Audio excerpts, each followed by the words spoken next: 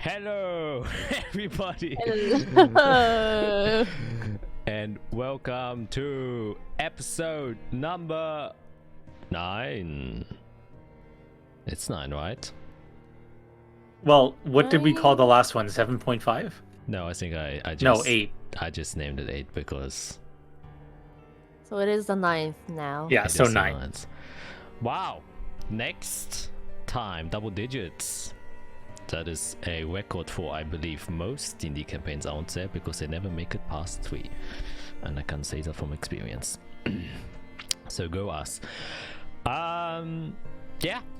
I don't think there's much to say other than let's keep this train rolling. Am I right?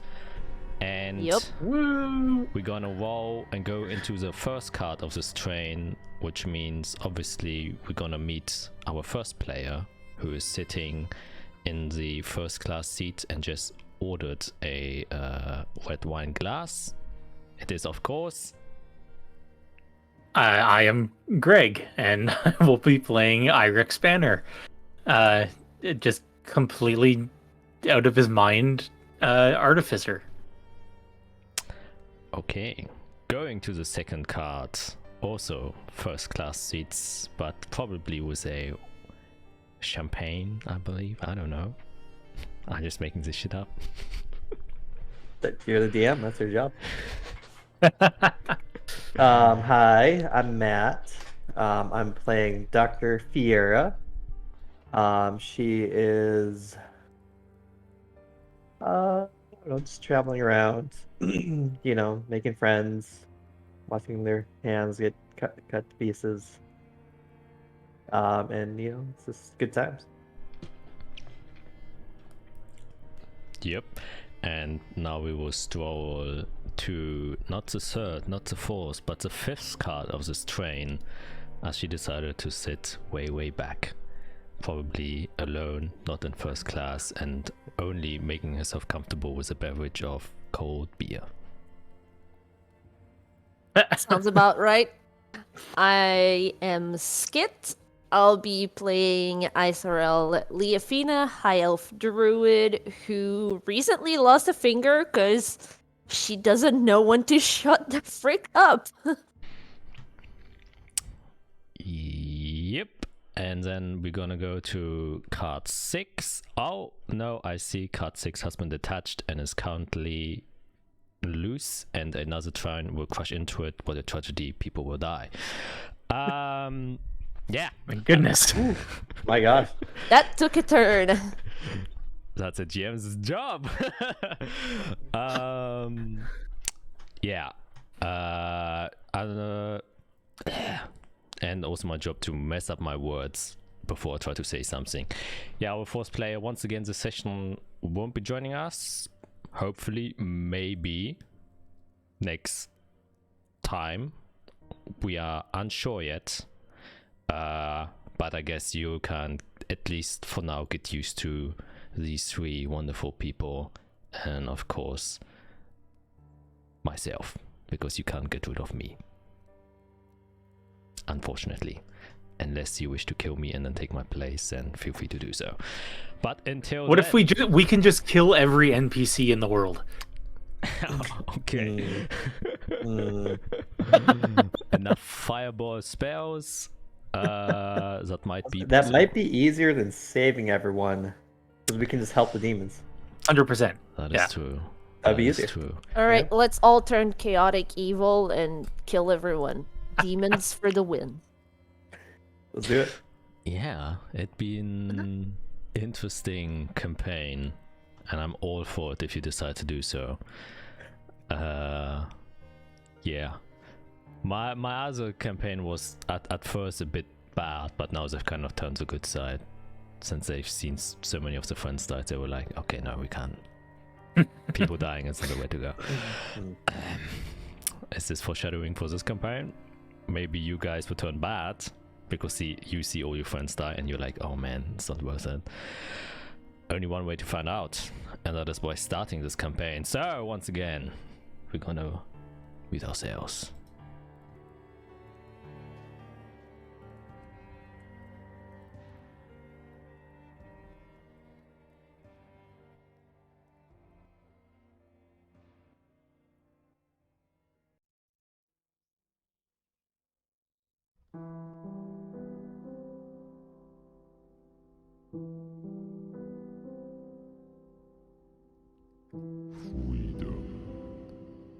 something that all men and women strive for.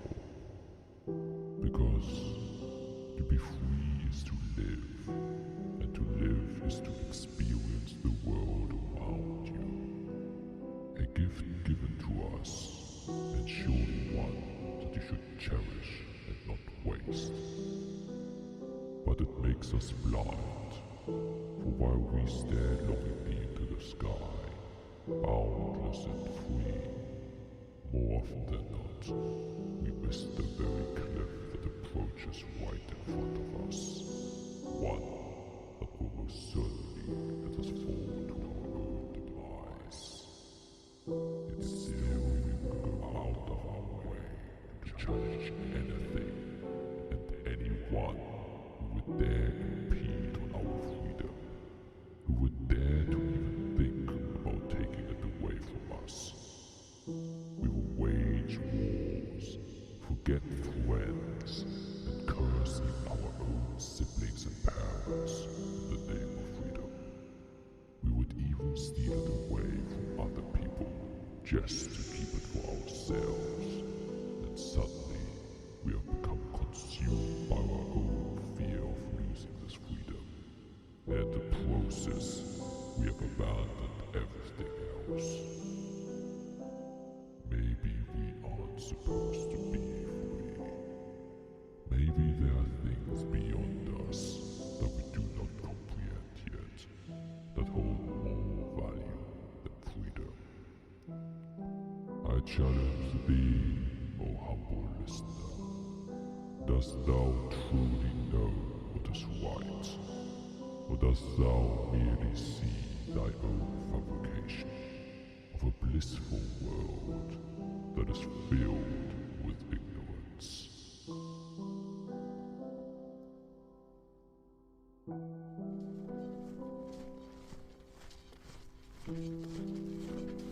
They have started moving, sire. This soon already. I was hoping for at least 2 more days, but alright. There's the scouts to keep their eyes on them. And if anything changes in their movement, they should immediately pull back, understood? Now we'll have to just...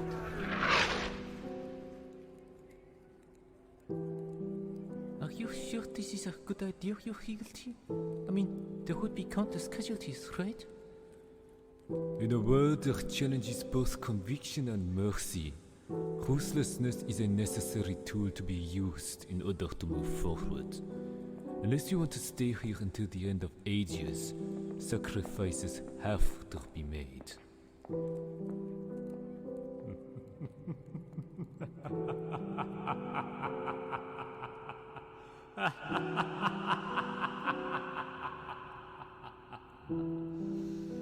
Yes.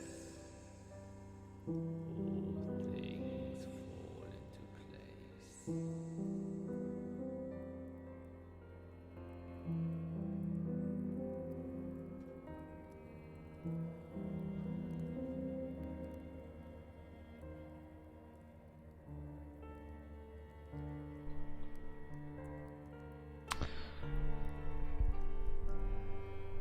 I will presume that it's still going on for Greg.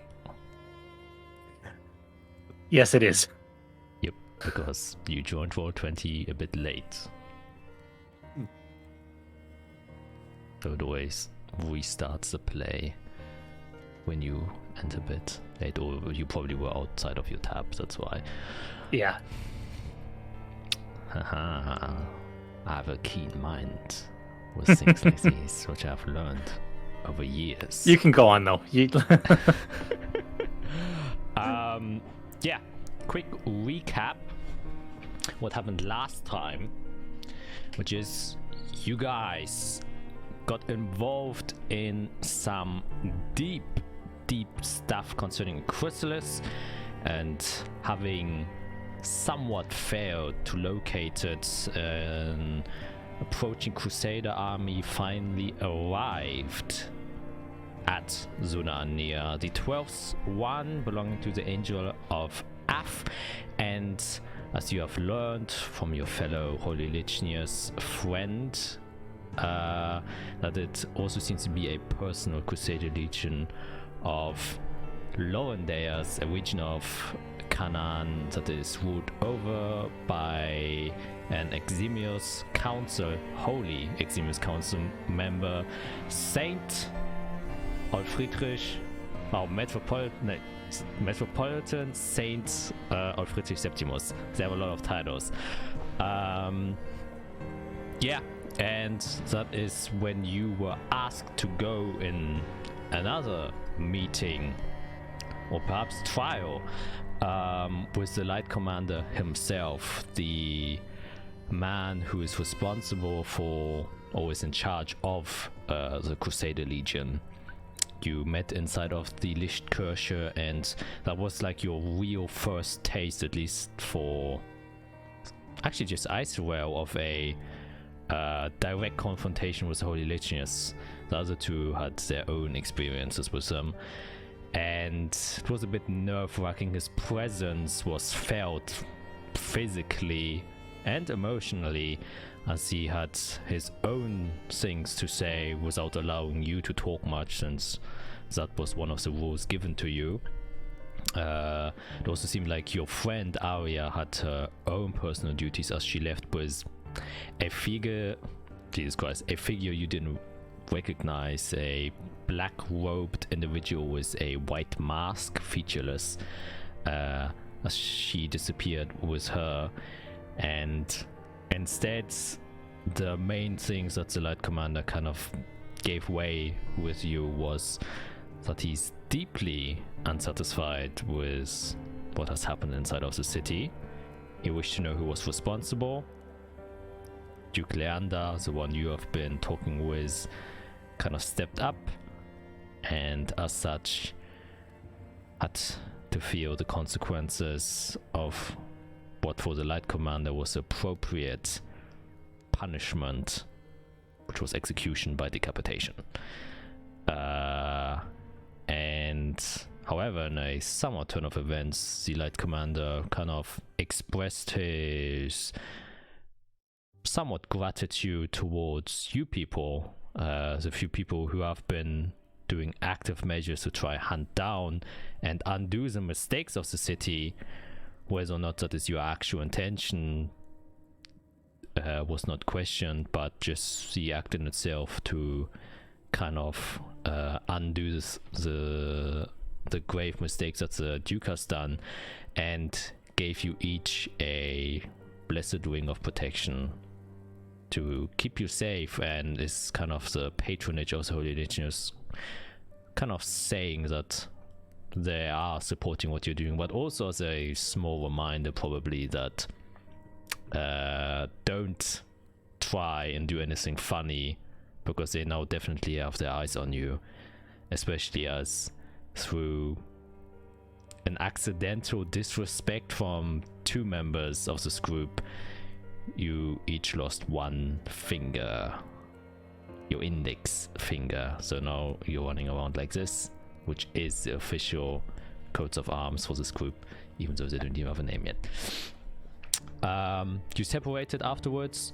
Eirik was just kind of, rummaging through his old memories of certain things that came up during one of the conversations that kind of sparked interest in a Asper drill that he was thinking about. One of you went to the Wissensbezirk to discuss things with a professor she had met earlier, Fiera, kind of discussing maybe potential connections with Rino Pila, and indeed did find a few, and also gained a spell scroll, while the druid, of course, had to go and meet with a tree again, and got greeted with a vision of some sort of the past, present, or future. It seemed like Tervon was kind of more warning that he's harbor of the past, and I kind of warned you for if you aren't not able to accomplish what you're supposed to do, history might repeat itself. And that is where we left off, where the Duke, who was with you there, who you met the other times, is kind of standing next to you and just somewhat you know, he saw the distress in your body language, and so that is where we are going to pick up again with you, Isorel. What do you do as you are still next to this great tree with the Duke next to you?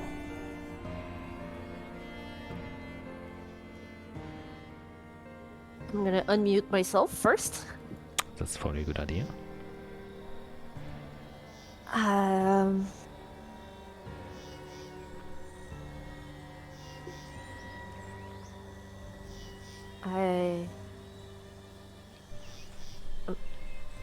I'm gonna look at the Duke and just instinctively take my severed finger out of my little pouch and just show my hand with the missing finger and the finger and just be like, for someone who says he wants the good of the world, he sure sounds angry. And I'm just gonna stuff my finger back into my pouch and slowly start walking around the tree. Okay, the Duke is kind of still standing next to you, probably helps you up a bit. Looks visibly confused. Obviously, as you pull your finger out, he didn't expect that. It's like, Child, what has Telvon shown you? You seem quite distressed. Telvon showed me what's gonna happen to us if we let the believers of the light have their way and prevent us from saving the weave.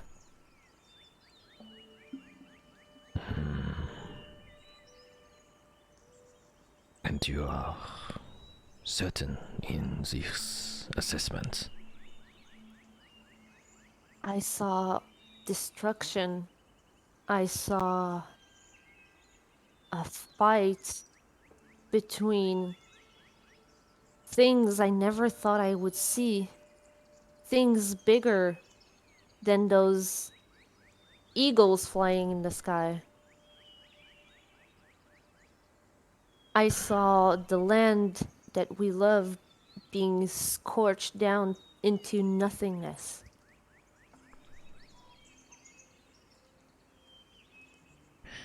That sounds rather grave. But what has happened to your finger, child? This is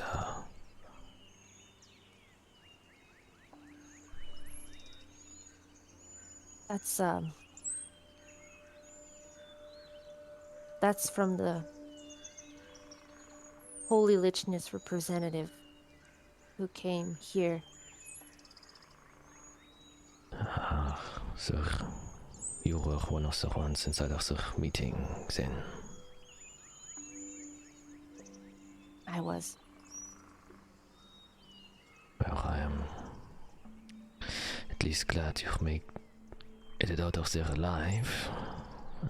The one you've met definitely has his anger issues and a reputation around it.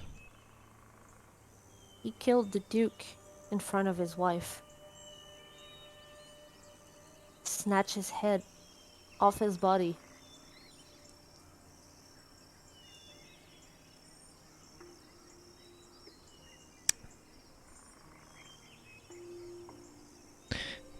This is going to be a very challenging time for all of us.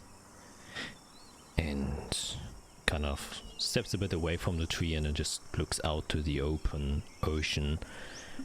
You can see now the sky has taken on a very almost ominous looking red orangish hue in color because it is currently sun set or the sun is setting. You can also see the astral vestige in all its glory and full opacity, kind of, which has apparated inside of the sky, kind of also reflecting some of that orangish reddish light that is slowly getting darker and transitioning into the blacks. He kind of looks over it and says,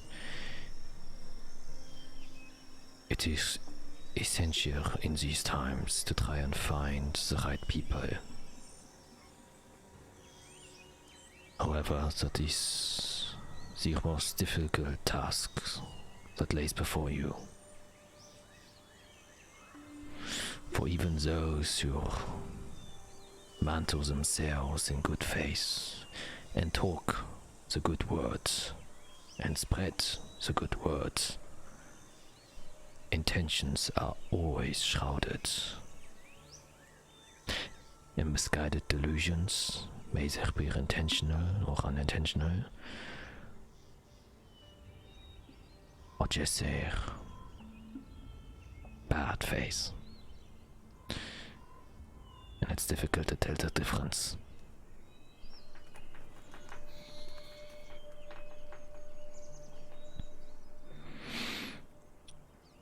I have been meeting with Telvon here for quite some time now. And I also have been trying to warn the other dukes that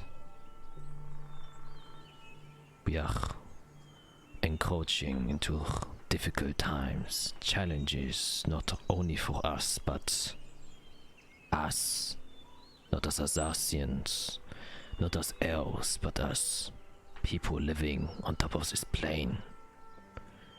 And if we continue to fight with meaningless and meager things about faith, then we all will become victims.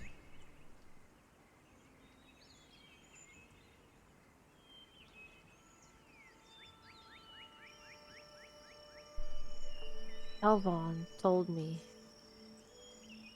that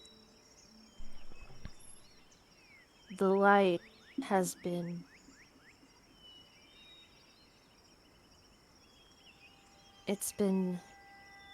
corrupted.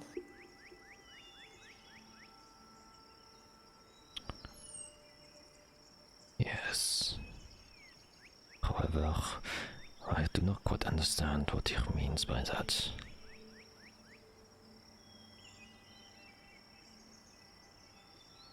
I remember the tales from my studies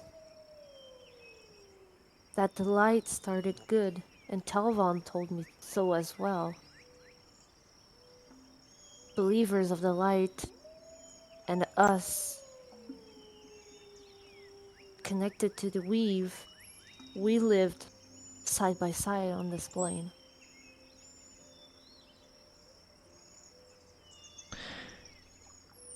Yes. I also believe that the light has good intentions, or at least those who follow the light. And most holy preachers have a point in the things they say. Faith truly cannot be challenged if it's genuine. However, if the source of the faith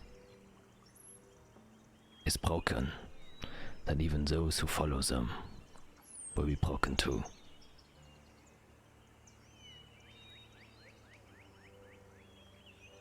But what that means with the holy lichens, I do not know.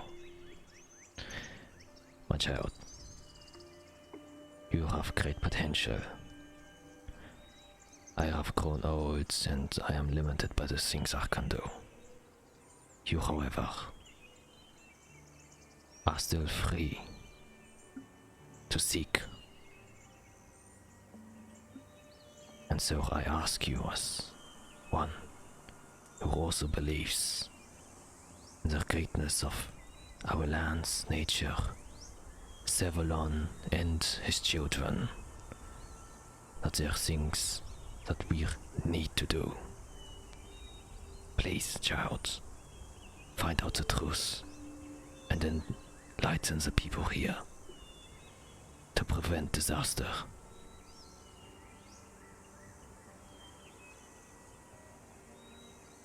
Well, I vowed my entire life to serve alone.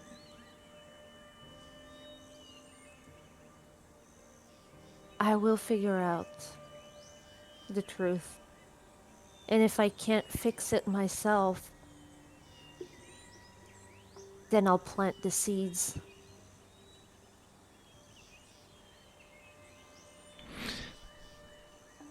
One last word of advice, and this comes from a place of deep regret and experience. Be careful in what you follow, and always question your own intentions. For we may believe we are walking down the right path, but so do others. And we are no different from them. Everyone has the right to believe that their way is the right way. Only those who challenge themselves will be able to see the truth.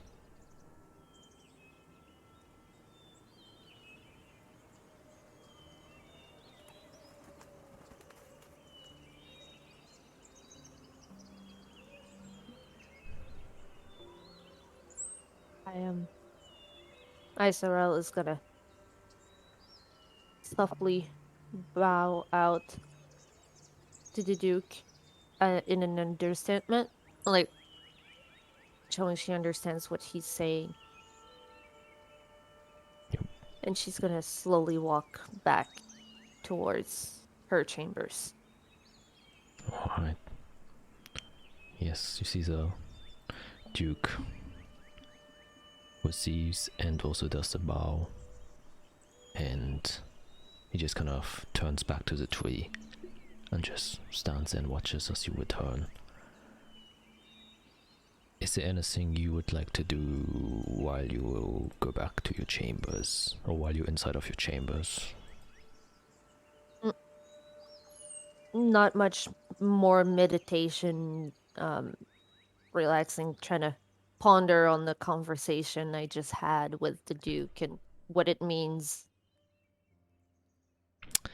Very well. Then I guess we can skip to the next day. And with that, I guess Fiera, you were kind of taking the helm on regrouping the party. So you wake up, and what would you like to do as you return to your chambers? Right.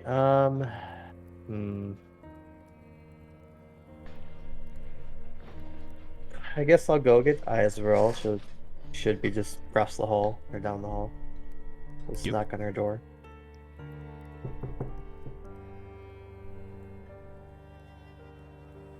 Open the door. Oh, sorry. I just opened the door and I'm ready to go, even if I look maybe a little more defeated than a couple days ago, but confident. To be expected. Well, should we go do our job?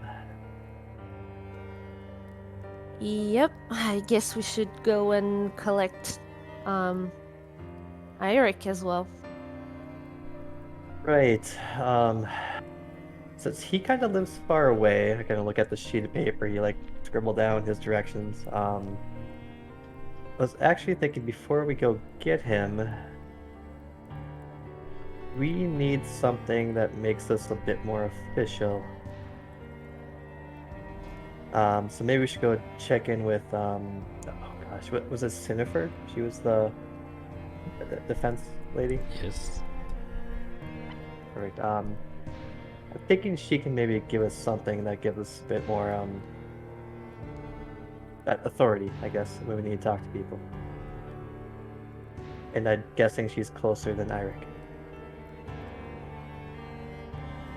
That's very true. I mean, we used to be able to mention the Duke, but I guess we're gonna need a plan B. Yeah, since he's no longer in the picture, we do need someone as a main contact, and I think her ideals probably go along with ours of getting this wrapped up. I also have a feeling that showing that ring that we have might open some doors as well. Just look at my hand. Yeah, there's some pros and cons with this, but we can't really afford to take it off right now, so we'll focus on the Yeah. pros. I will not lie saying I debated not taking it, but I do not wish to lose more fingers as of right now. Good idea. So I will, scrawl my symbol for sending in the air, focused on Sinifer, and very simply say, it's Fiera. I'd like to meet quickly before I begin with my day. Where can I meet with you? Got a fairly quick response. She says, if you're still at your dorms, I can just meet you there. You know what? I will just meet you there. Oh, thank God. I was gonna have to send another one. The biggest Rainbow Wizard. Do I have to send another message? That's a little spell. I assume we wait. Yeah, just wait a couple of minutes, not too long, and if you wait in the hall, you will see her kind of just approach, seeing her kind of slender form, wearing semi-formal clothing. You can see that she has like light leather armor that has been tailored and made to look, proper, so that she doesn't have to switch into formal gear every time she enters a castle, but can stay in, some decent duty gear, but also have the appropriate look of the high society. Comes to you already with a kind of a facial expression of kind of like understanding what you went through the day before. Kind of steps up to you and says, well, it seems like you went out almost without losing any limbs. Kind of looks to you, Isarel.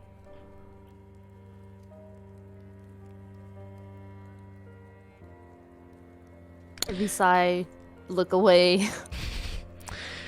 Where's your friend, Eirik? He went home. Yeah, he wanted to spend time in his own quarters to relax. That makes sense. So I presume you have some news to tell or wish for something since you called me over? Well, I guess we can do both. To put it simply, His Holiest the Light Commander has put us in charge of getting this chrysalis as soon as possible. He wants it found before he returns. Right. I have also heard of this. Well, I mean, it is already what you have been doing, so I guess luckily Right. hasn't put anything more on your plate. And anything specifically you need from me then? Yes, I believe we need two things.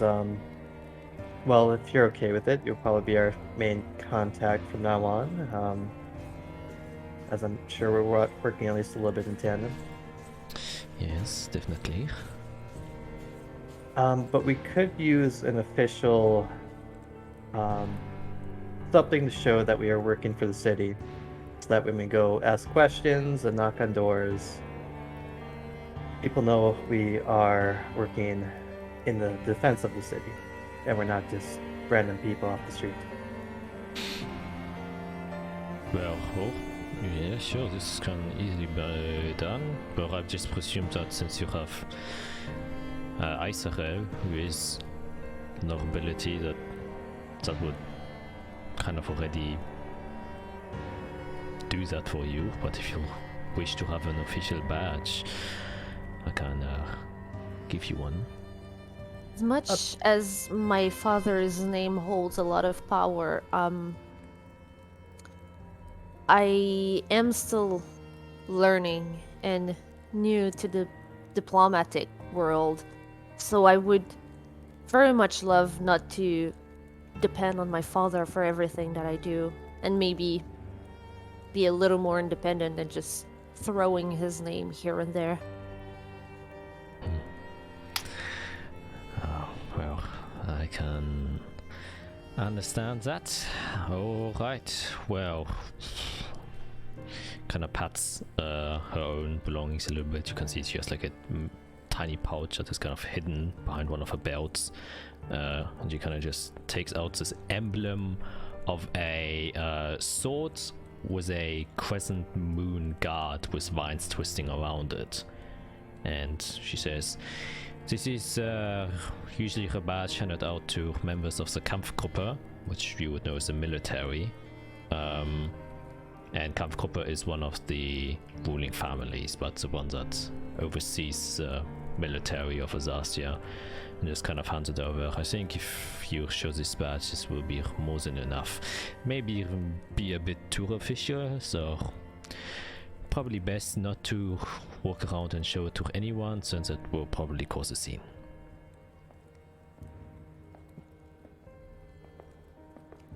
Well, that should do. And then lastly, I was talking to the Duke before about he was gonna find someone to help us in the Untergrund. Oh, anyone As- specific? Well, I would like to speak to someone in charge in the Van Spire, whether the Mystery Lady or even just, I guess, someone of the guards. Alright. Here I believe I probably have a bit more pull there than the Duke. I think the mistress isn't as keen on the Chamber of Dukes as she is with us. I work a bit more closely around her, not really with her. Really nobody works with her. So I can hopefully make an arrangement. That will probably take a bit of time, but I can let you know as soon as I've made an arrangement. Hopefully made an arrangement. Sure, that works. We do have a lead to follow. I believe I can find Renopila, so we'll probably go looking after her. Right. Well, if you also need more contacts, probably also a good contact to have is, Dilana, which, is the lieutenant of the gate, which she has also her ties with Fenric and stuff, so maybe she can give you more information about him. If he's more connected to this, or has more connections than what we have already found out, she might be able to give you information about there if you have nothing else to go on.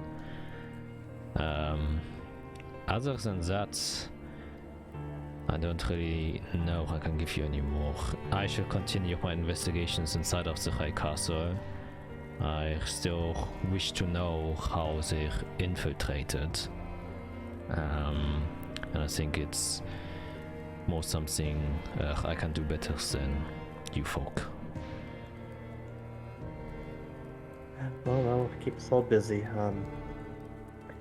If you had a guess, where do you think this cartel that was mentioned by Arya before, do you think they have some sort of, I don't know, working area, headquarters, main building? I mean, everyone does, right? However, I would say my best guess is it probably isn't the smartest decision to locate the Elfenbein cartel. I mean, we have been somewhat trying to do that our entire time, and they have slipped our fingers. So I think.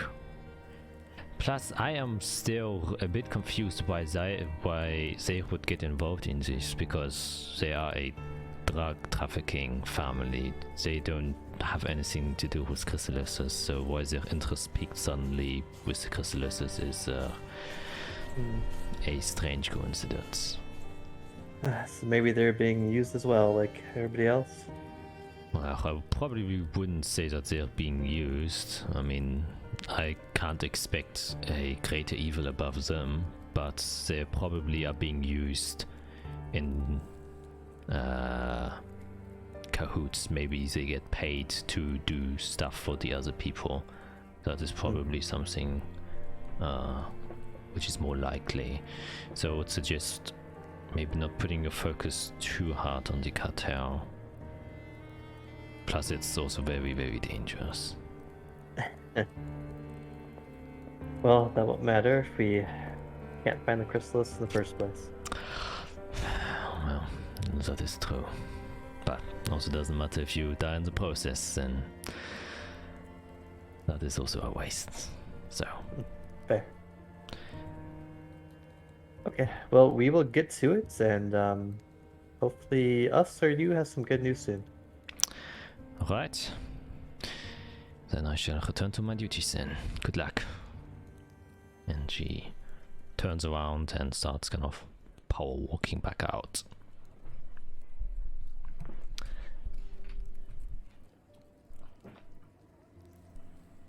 Well, Azrael, should we get to Eirik? Yep, I think it's gonna be our next task. Okay. Then you step out and make your way to Eirik's place. Now, that's where we're gonna quickly switch over to Eirik, who has been spending his morning in his abode for the first time. Is it a more comfortable sleep? Because it's a more uncomfortable bed, but a bed that is yours versus the very ostentatious bed in the Alsurian High Plains. Yeah, it was just a normal sleep. Just totally relaxed, but still a bit nuts in my head. Okay. But the nice sleep would have allowed me to dream properly and try to harness the magical energies that I know and have learned, and I'm gonna place all that energy into the bag and infuse my bag of holding when I wake up. Okay, very nice. So you wake up with this inspiration, which you transfer onto your bag, and it becomes a bag of holding. Is there any... I just start throwing tools into it just to see if it actually worked. Yeah, probably like the first few tools, you can hear them clanking to each other and it isn't working quite well. You get a bit frustrated, which just fuels your power a little bit more, and then as you throw more tools inside, you can feel the bag suddenly get lighter as the tools one by one disappear, and then you confirm that it does work, especially as you put your hand inside, just feels the cold interior space of this extra dimensional space. Awesome. Okay, so I'm gonna spend a little bit of time going around my shop collecting a few things, and I have a list that I'll send to you later of all the stuff that I've grabbed. Okay. So I'll just collect all those things, but most specifically, any of the paperwork or notes that I've been given through work or the other mysterious ways, I want to make sure that I have those in the bag. So basically, I don't want to leave any evidence behind that I've been working on like special projects or anything. Okay. Yeah, you can do that. How much paperwork did you keep from your... Oh, it wasn't a lot. It was just the couple letters that were written to me, and just like the list of things that I was given. Okay. Yep. Yeah, that's easily enough. Plus they were very recent letters, so they aren't buried in your pile of sketches of the things you usually do, which, you know, you easily get. I presume you probably get very messy very quick if you have an idea, you sketch things out. So yeah, you can grab those, put them inside of the bag of holding, and yeah, anything else you would like to do? And once I grab those, I'm going to quickly run to Randy's house, and I have a note that I'm leaving for him. I'm just going to take a nail and a hammer and nail it onto the front door, and I'm going to run back to the shop. Okay, you go there, you nail this thing quickly onto the door and then just dash away. He does live in a multi-family apartment building, so you probably pass a few other people, and one other guy's currently going out, probably wanting to go to work, and just see you hammering this note there and just kind of looks at you bizarrely. But then he kind of recognizes you and is like, oh, okay, that's how you just do your things. Yeah, as you leave, you do hear that the door behind you kind of gets opened. They were inside, but you were just so fast that it didn't manage to, and then you just disappear. You just hear the voice of, yeah, oh, he's gone, okay. And just takes the note, and then goes back inside. And I'll just send you the note now, but that's it. I'll just go back to the workshop. Okay. Then if there's nothing else, about like 2 hours go by, and you hear a knock at your door.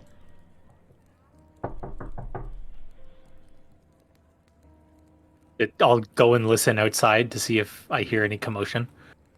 You hear a lot of commotion since the bustling city outside is awake. So it's probably hard to then hear. I'll open up my little slot and look out, and Yep. There you see two familiar figures. Fiera and Israel. Well, good to see you're awake.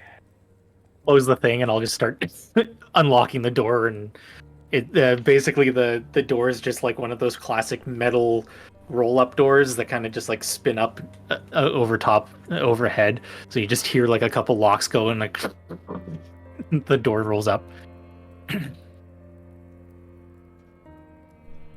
yeah, awake. Well, can we come in quick? Sure, I figured you would, yeah. There's not much to see, but come on.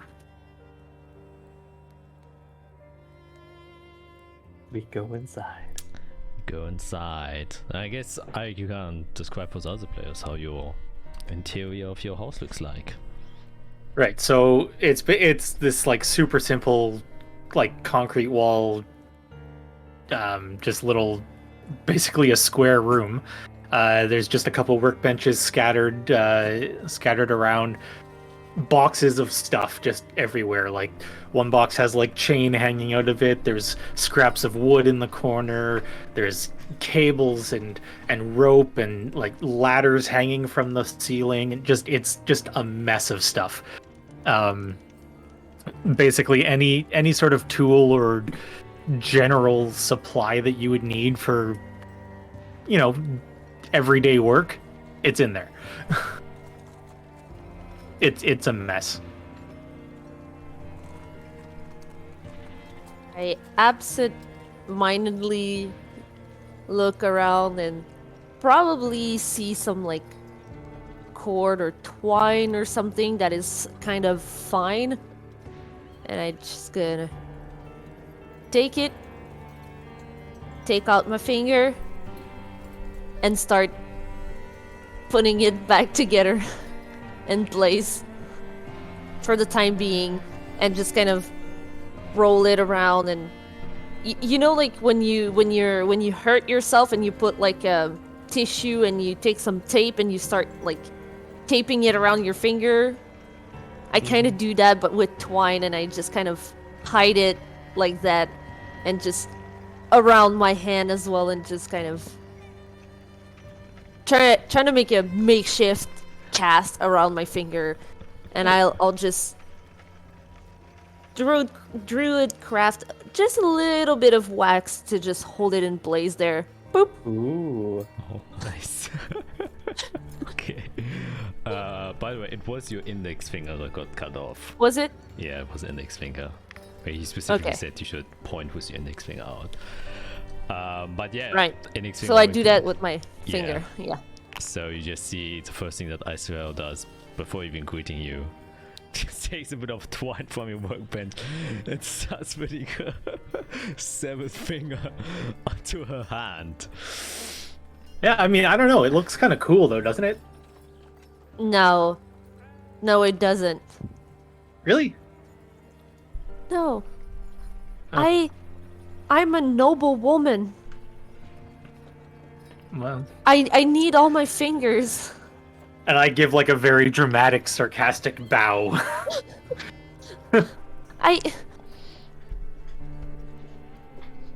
I can't okay. let my finger. I can't let my father know I lost my finger because I couldn't shut the fuck up. Okay, I fine. That makes sense. I mean, maybe we can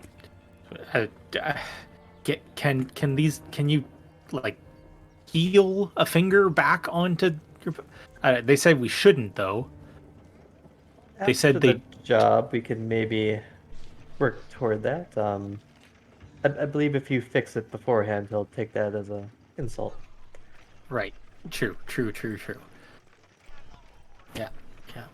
I have had, I mean, weirdly enough, experience making a hand, and I'll just pull out what's basically my hand cannon.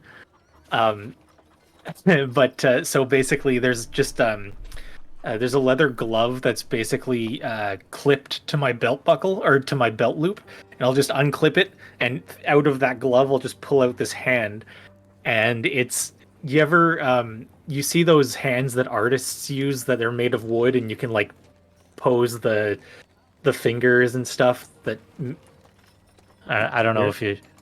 Yeah, so it's basically one of those. It's a wooden hand. And where all the knuckles would be, it's basically just held together with springs. So it kind of like you can kind of just like hold it, and they kind of just like dangle on their own. But yeah, so like I've I've used my skills to make hand before. So maybe down the line we can take a finger and fix this. But, for now, it's just... Look at that. So many options. Ah. Right. So we have a job.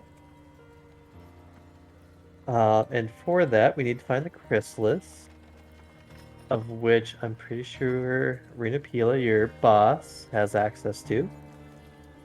Yeah, that would make sense. So I'd like to find her. Great. How? Well, I found a pretty decent lead. I did some research on her last night. Did you go to the Guild of Evocation to learn your craft, or? I mean, in part, it was kind of just, over basically my entire life, I was kind of just put into situations where I just needed to work on things and learn through association with everybody. Nothing was ever like properly officially taught to me, but I kind of just absorbed the information as I was working. Yeah. Oh, so you more know of it. You weren't. You haven't been there. Given what? You haven't been to the guild. Oh Been no, there? I mean I've been in the guild. Like I spent time in the guild buildings and stuff. Like that's how I was associated with Renupula and the rest of the people that you saw at these meetings. Like we worked together on a number of things, and I much preferred having my own little space outside of the guild. So I tried to just avoid.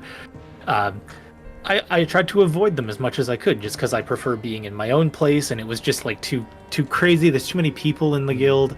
And I just, it's just better for me to work on my own. And I mean, you can clearly see the things that I've come up with. I mean, you've seen this, and I pull out the wand, the screwdriver wand. You've seen me use this already. I mean, I've built a hand.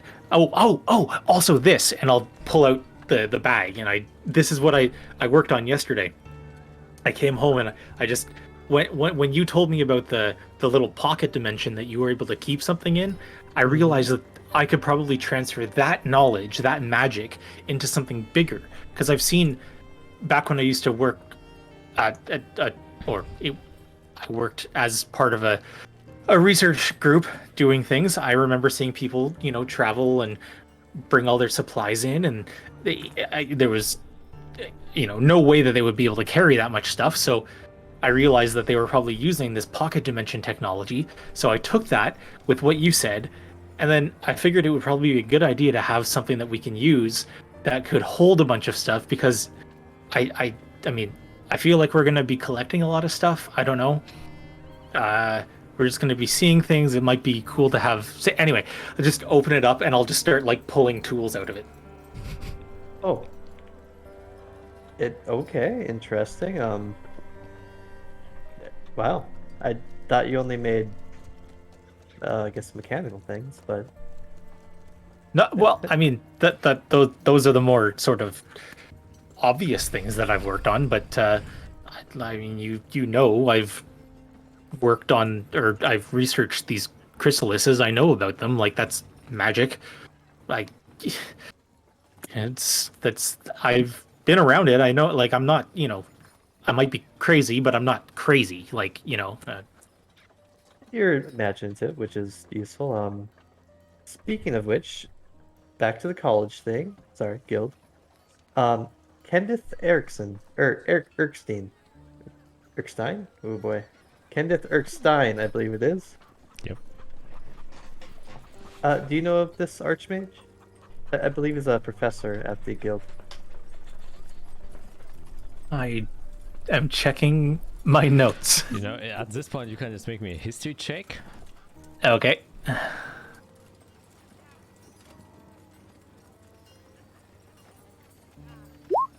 21. Okay.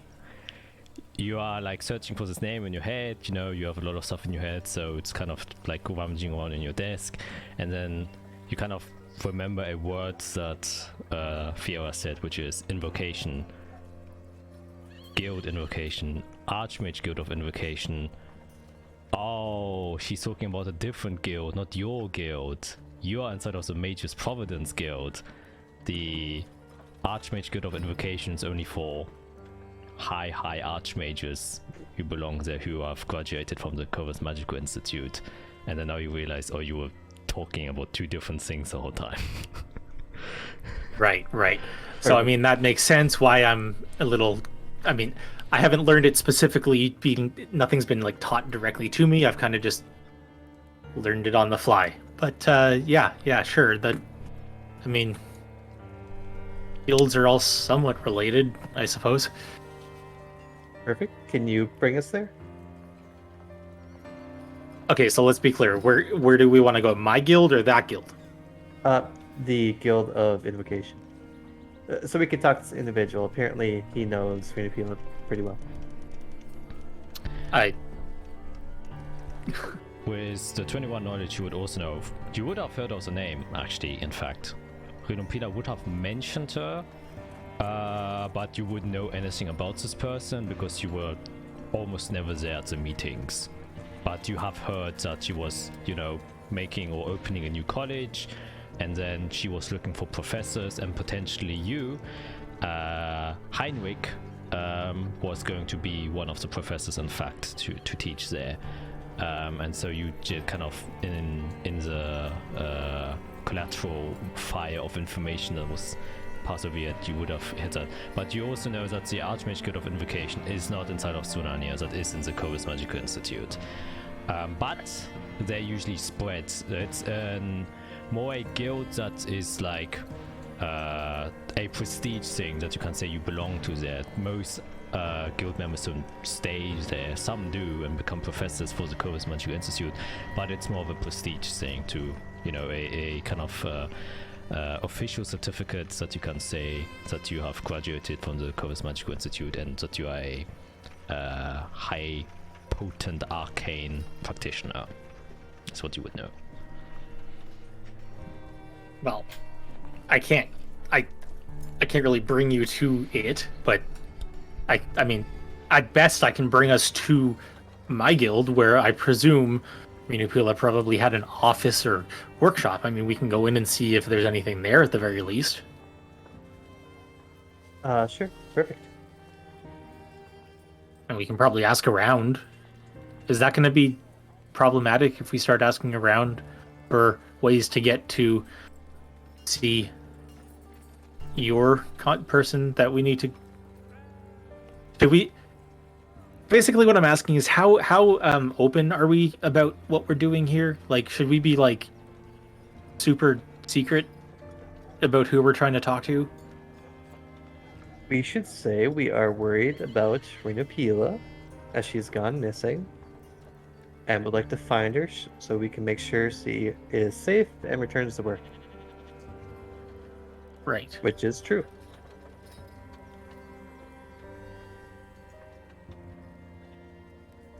Right. And now we need to go find someone at the Guild of Invocation. Well, when I heard, she was trying to convince him to come here to teach. So he should be in the city unless he's left. Oh. Well, that would make it a whole lot easier if he was in the city. She was in the city. Preferably both of them are. Well, I mean, if anything, going to Renupula's office is probably the best bet. For now, right? Without knowing where else to go. How far away would you say it is? Jack? Yeah, it's not very far. It's in the same district. You are in the Star Guild district, so it's literally maybe like a 5-minute walk and you would be at the guild building. It's a 5-minute walk. Perfect. How about I show you both the trick? What? Huh? Wait, What? Last time someone What? wanted to show us something, we lost a finger. Yeah, as long as I keep my toes and fingers. There is a sacrifice of one finger. No, I'm kidding. I'm just going to see if fortune will be good for us or bad for us should we go to her office. And if it's bad, we can do something else. So I'm worried you can about that. see the future. A little bit. Remember when we went to Glamour's room in the inn? We opened the door Yeah, and got poisoned. right. I want to avoid that.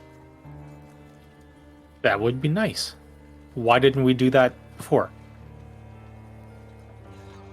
I am not used to working with people of his caliber. Sure. I'm from Canaan. We don't really have people like that. You don't have people like that yet. Yet, like, he's like one of the highest authorities for you guys.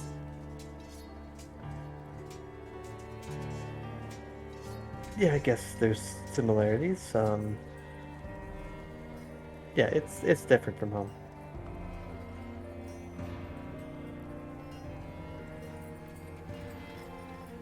Well, Shall I? Should I like close the door or something? Like what's about to Yes. happen? Oh, okay.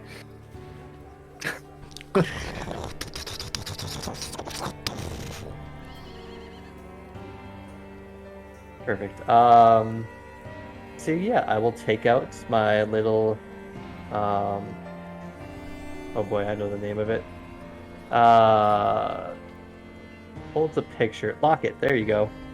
A locket with a compass on the front with 3 little things. And I'll begin ritually casting augury. And the event I'm going to choose is if we go straight to Rita Pila's room and look around, will our fortune be good, bad, or otherwise? Okay. But for casting, you guys see like none of the 3 needles are moving until about the end of the ritual. Yep. Can I jump in quick before this continues? Can I, as I see the locket come out, can I put my goggles of object reading on and try to see if anything happens while she's doing her thing? Yeah, sure. If you want to. In fact, while you do that, you can make an Arcana check. All right. And I get advantage. Ooh.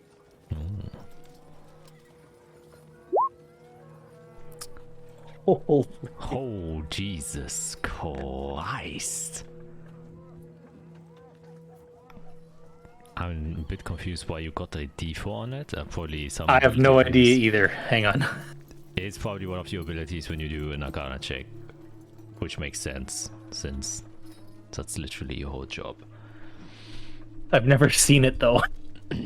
Yeah, me neither. But or I mean, 29 or 26 is still in this instant isn't going to make a difference because both are fucking high. Everything over 25 is crazy, and everything over. Oh yeah, it's Artisan's Intuition. Yeah. Something was there. D4. Yeah. Yeah, so while you're kind of, perceiving this object with your goggles, and remind me, that is, what does a goggle do exactly? It's the one that you can cast Identify through, right? Yeah, let me find it one more time. Yes. While we're in the goggles, you have checks to reveal information about a creature or object you can see. You can cast Identify using the goggles once per sleep. Okay. Yes. While watching at it, the goggles themselves actually, while trying to identify what kind of material it's made out of, as it seems to be like some kind of dark alloy, first bet would probably be some kind of smooth obsidian, or maybe even something, a precious gem, which just has a more matte surface. But after maybe like calculating or going through a bit, it isn't really able to place any specific cataloged, that is a specific word, cataloged alloys that is known to the goggles, out of what this thing was made out of. So your best get is some fucking alien shit. Definitely most likely not from this place, at least for it not being able to have identified it. And as Fiera is kind of, doing her incantation, probably saying a few words here and there, kind of just going through the process of doing it, and after 10 minutes you do see one of the arms of the clocks, and there are many different ones, right, that just kind of twist and twirl, with several different astral bodies kind of depicted in it, or at least one would assume that it's kind of a depiction of some sort of solar system, and it begins to move as the incantation is complete, and you do see that there is a shift in what can only be kind of described as a loose mirage around her hand, like almost as if it's heating up, but you know this is kind of showing the effects of how a magical object interacts with the magical weave. You can see kind of the pulse waves of it influencing the reality around it, since that is literally what magic is. You are changing reality in one specific way to however you wish by using the energy of the weave. But you can see it kind of ripple a bit, and then the ripple kind of stops as it goes outwards and then sucks back in and goes inwards. So instead of it rippling out, it is suddenly taking ripples from the outside inside of the watch, kind of doing the opposite of what you would expect from a magical item, as it's kind of taking magic in and not pulsing it outwards. And you haven't probably directly seen this kind of magic before. And as the things are turning, you can see that all the planets that are on the watch align in a straight way, going from top to bottom, meaning good fortune if you go to office. So yeah, once the spell's finished, and this like knowledge is kind of being poured into me as I see it pointing toward everything nice aligned. Looks like fortune is good for us if we head there. So, please lead the way. That was cool. I agree. That looked so cool. And then you just like see it float back into my robe. Nice. Wicked. Okay. Yeah. Let's go. Open the door again. Yes, you open the door, exit the building, and go into the bustling streets of Zuna near. It's still morning, so people are currently going or are in the process to go to wherever they need to be to do their work. Normal people lives, things you don't really do. No, you see carts getting dragged around. The mood is varied as you're walking through. It isn't as you first went here. Obviously, probably the influence of a Crusader Legion having just been here probably impacted on how the people are feeling. Some are like tense, and you can hear the snippets of conversations around you as people are kind of gossiping around as to why the Crusader Legion was suddenly here. Usually they get notified. But you can see others praising them for, you know, kind of argumenting why they are a necessity to this current world, and that they will someday probably help them. But as your intention is not to go further and dig deeper into gossip, you go to the main Star Guild area, the central part of this district with large buildings towering over, where you can see the different guild buildings stationed here. Some are separated, some are built together. You can see signs that read the Warm Light Merchants Guild, Ravenweed's Artisan Guilds, the ATA, and then underneath in small Anir Trade Association, Stables Companion, Subtle Scribes, just a ton of different guild buildings stationed here for almost all purposes, for people to assign to or wish to get work from. And you can see one where the Mage's Providence is set, and you can see it's a building that is merged with a different building, which is the Subtle Scribes building. They're kind of put together, and Arik, you know that since your both aren't that big of a guild, there was no need for you to have your own building. As such, you kind of share one large building with a different guild. And yeah, you can just kind of walk right into it. Arik, you know your way around here, even though you aren't like regularly here, you have been here enough for where it seems familiar. You probably have to unlock the door, since it seems like no one has been here yet, and obviously you have to lock the door because it's an open building, and you do have the keys for it, and you kind of just unlock it and walk inside. There's like a small kind of spacious greeting room with one table and a couch and a couple of chairs for people to just wait here, and then there are stairs that lead up that you would follow, that kind of lead into a bigger chamber where there's a large long wooden table set with multiple chairs sitting around it, which looks more similar to a conference room where Arik, you had your kind of meeting with the other members. You can see a few pot plants set around. There's a window on one end of the room that kind of looks out to the Stargate district. There is on the other side a kind of large mirror and then a desk. There are a few papers set on there. There's a kind of little, I don't know what it's called, like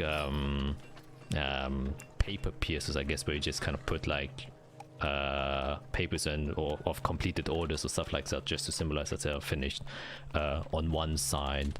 And then there's a door that leads to another room that is currently closed.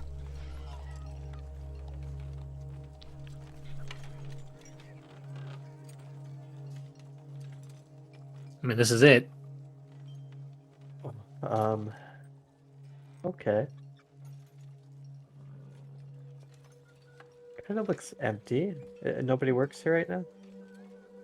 I mean, it was locked when we got here. There's people come and go all the time. Like I said, I do all my work sort of off-site, I suppose. Other people probably do that too. Well, where do you think she works mainly in here? Or I guess, where does she work mainly in here? You would know. Would I know if that door that's across the room is her office, or? Yeah, it could be considered her office. She doesn't usually work like here, since she's the Minister of Research and Development, at least in the last couple of years. So for your entire time, she has been spending time in the High Castle, actually. Since she's an extremely important figure. But every guild business or stuff like that, she would come back to her local office. No, I imagine if there's anything to be found, it's going to be in there.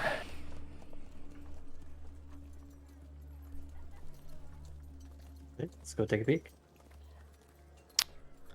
Okay, you go there, and as you try to open the door is also locked, but you don't have the keys for this, unfortunately, Arik. Since That's totally okay. Pull up my thieves' tools. all right, Nice. then give me that thieves tool check.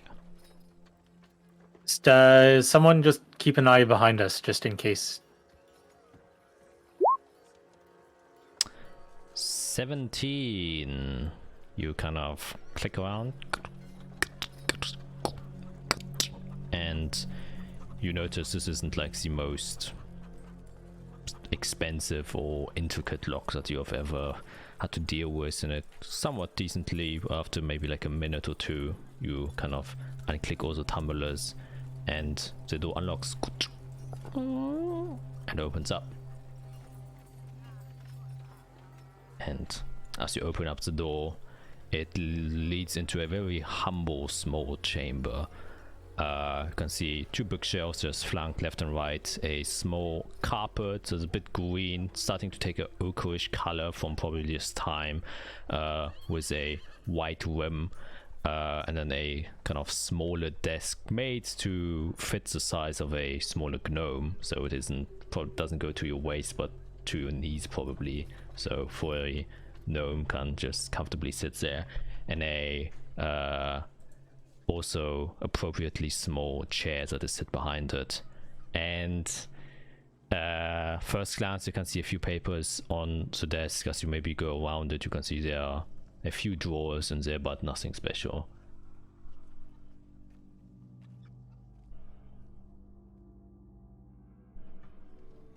I mean, we're in here now. It's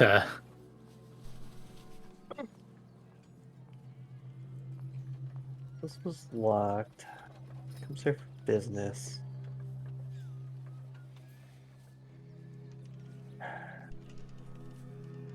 I guess I will start perusing around the desk. Before we touch anything, just let me make sure there's nothing magical around here that could explode in our face. And I'll sit down, take out some herbs and stuff from my pouch, and draw some things on the floor. And for the 10 next minutes, I'm gonna cast Detect Magic as a ritual.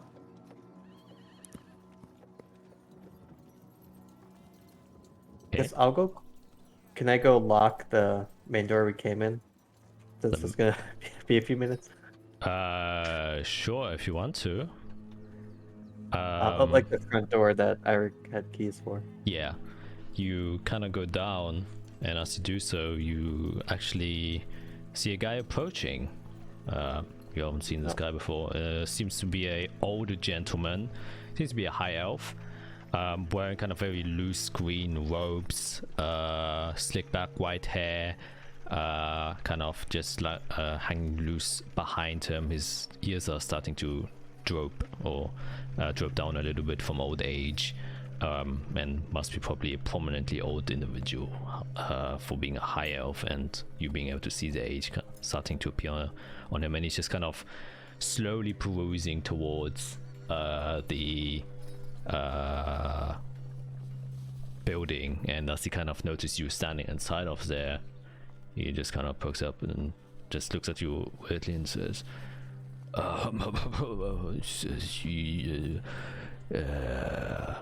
haven't seen you around here before.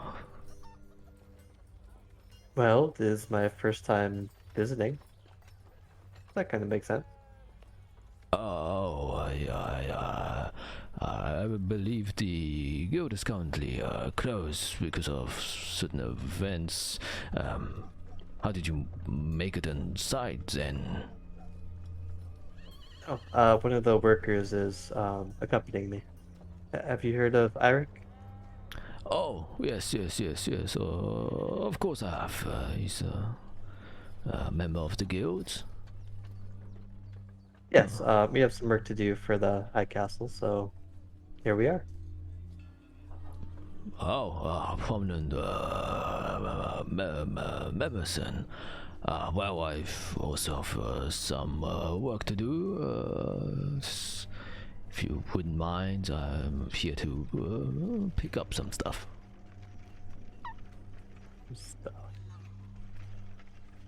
Sure. I guess as long as you don't mind us doing our work, then you can do yours. Well, It is probably your building after all. Well, it doesn't belong to me. The estate belongs to someone else, but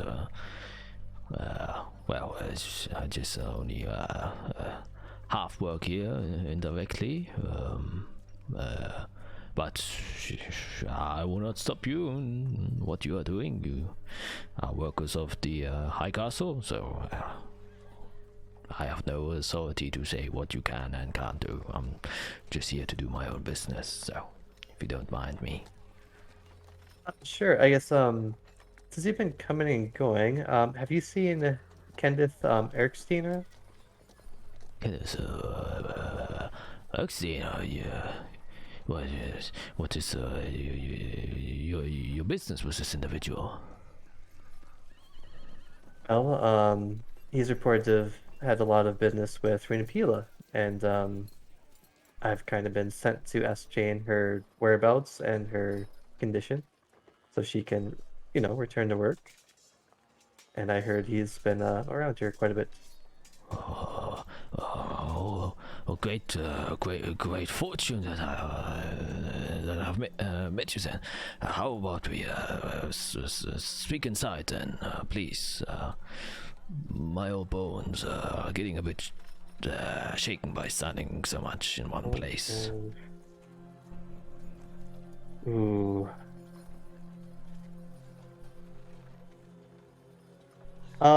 Yeah, after dying already, Pierre's kind of on edge.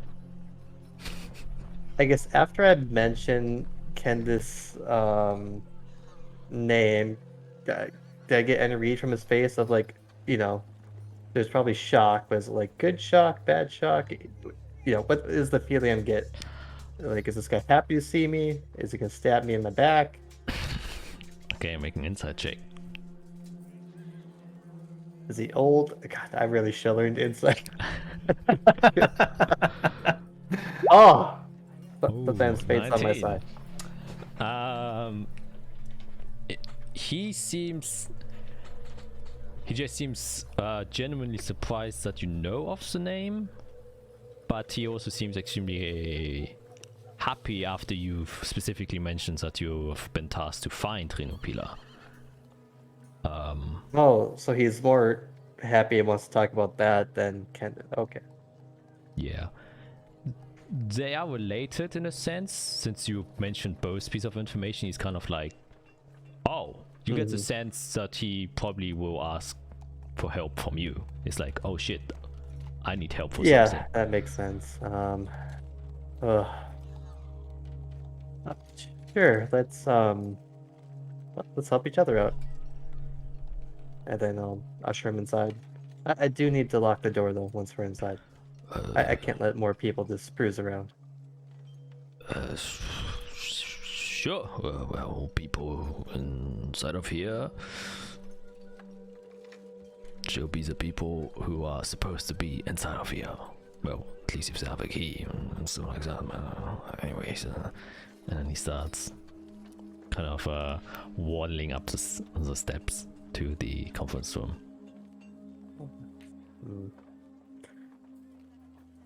Okay, I guess I'm at the door, right? So I'll just yell down. Oh, I guess probably not that far. Hey, Eric, I think I have a friend of yours here. Who's Eric? Eric. Eric. Wow. I think that's from Vikings. All right. I would also say it's this time around, so probably I suppose your spell does activate, go loose, and you have detect magic on, and it doesn't seem like there are any magical things inside of this room. This room is completely bleak. Good. So nothing magical is gonna explode in our face. I mean, stuff might still be trapped conventionally, but at least like there's not gonna be ominous gas or something, unless she put some poison. Beware of poison. But you get what I mean. There's nothing magical around here. Gotcha. And I'm just gonna turn and walk out the door again because I heard Fiera call for me. Yeah, you walk out and you can see how this older gentleman, high elf, green robes, is currently making his way up and enters into the conference room. And you would somewhat recognize him. You aren't like super close with him. He isn't a member of the guild itself, but he was more a direct associate with Renopila and kind of did a lot with the educational side of things, which you weren't really involved in. That's why you didn't really meet him, but you've definitely seen him kind of walk in and out a couple of times when you were here, and his name was mentioned a couple of times. He kind of steps in, kind of sees you there, kind of readjusts his eyes a bit. Oh, it's Eirik. And then he kind of sees that the door to Renopila's office is opened. It's like, what's going on? He has Renopila returned. No, that was we were given permission to enter, and like I said, we're trying to find our whereabouts, and hopefully we can find some sort of lead in there.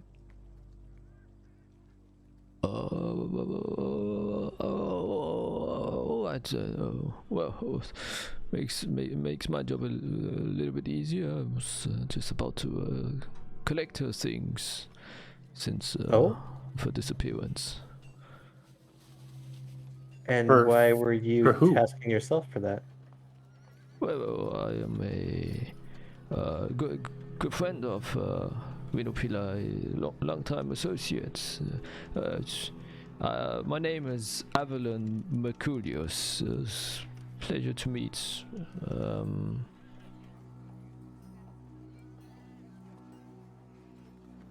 I should also write it. Or my assistant. Feeling I did will. not spell that right.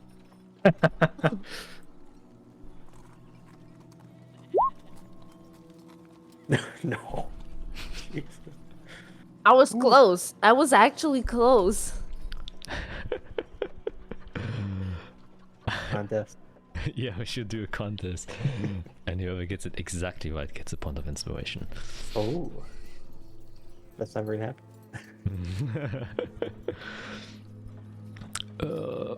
Well, feel we make you formal greetings. Well, I know the young lad Iwick here. He's seemed to be doing. Kind of sees your hand. All right. Yeah, it's great. Everything's great. All right. So, what was your name, young Mrs. Then?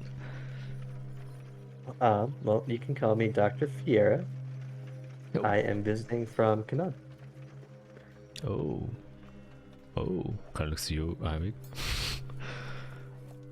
Yes, I've taken quite an interest of the, I guess, new magics that have been coming up here, and I've been tasked to study them and report them back home. And since Renipila seems to be the head of that, well, I need to talk to her. I mean, that makes a lot of sense. It's curious. Don't have a lot of people from Canaan who are interested in the arcane arts. Quite a pleasant surprise, I would say. Found yourself quite a good girlfriend, Iwick. No, what? No. Nope. That's not what's happening here. Oh No. Oh, I apologize. Wife? It's a working relationship. We just, when people work, they meet different people, and you take on a different project, you meet a different group of people that you have to work with, and I've just so happened to find myself working with the Women. doctor. Oh, another person. Oh, good day. You seem to be doing quite well for yourself, Iwick. I'm just peeking my head out the doing door. great. I just assumed because you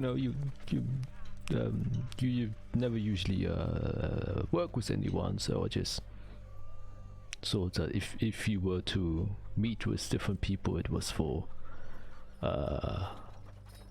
romantic purposes. But Well, that is a completely ridiculous assumption on your part, and I honestly feel a little bit insulted that you would think so wild about me. That I've basically been known my entire time here to just be focused on work. Everybody knows this. I have no idea how you would even consider that I would distract myself with this kind of ridiculousness, that I absolutely insulted by the way that you are assuming these crazy things about me. well, he seems quite happy about it. Well, anyways, what's your name, young Mrs.? My name's Evelyn. Hi, I'm Isarel Liafina. From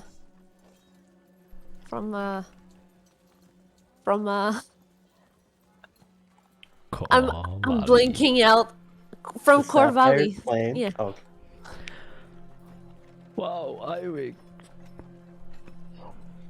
Liafina?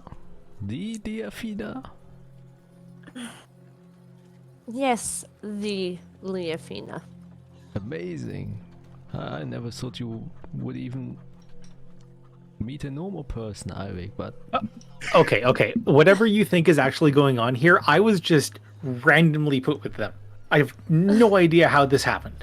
I'm going to be completely honest. I have no idea what I got myself into, and these are the people that I've just been put with. This is the team that I'm supposed to be working with. We have a new task. We're going to do that task. I don't care who I do it with. Hmm. I don't care who I work with. I just want to get the job done. That is what I've lived my entire life doing, just getting the job done. Bro, you're definitely getting it done. I can see that. So Okay, all right. Right. Okay. Speaking of work, Oh, sorry. I was just gonna back up quick, and I'm gonna whisper to Izrael.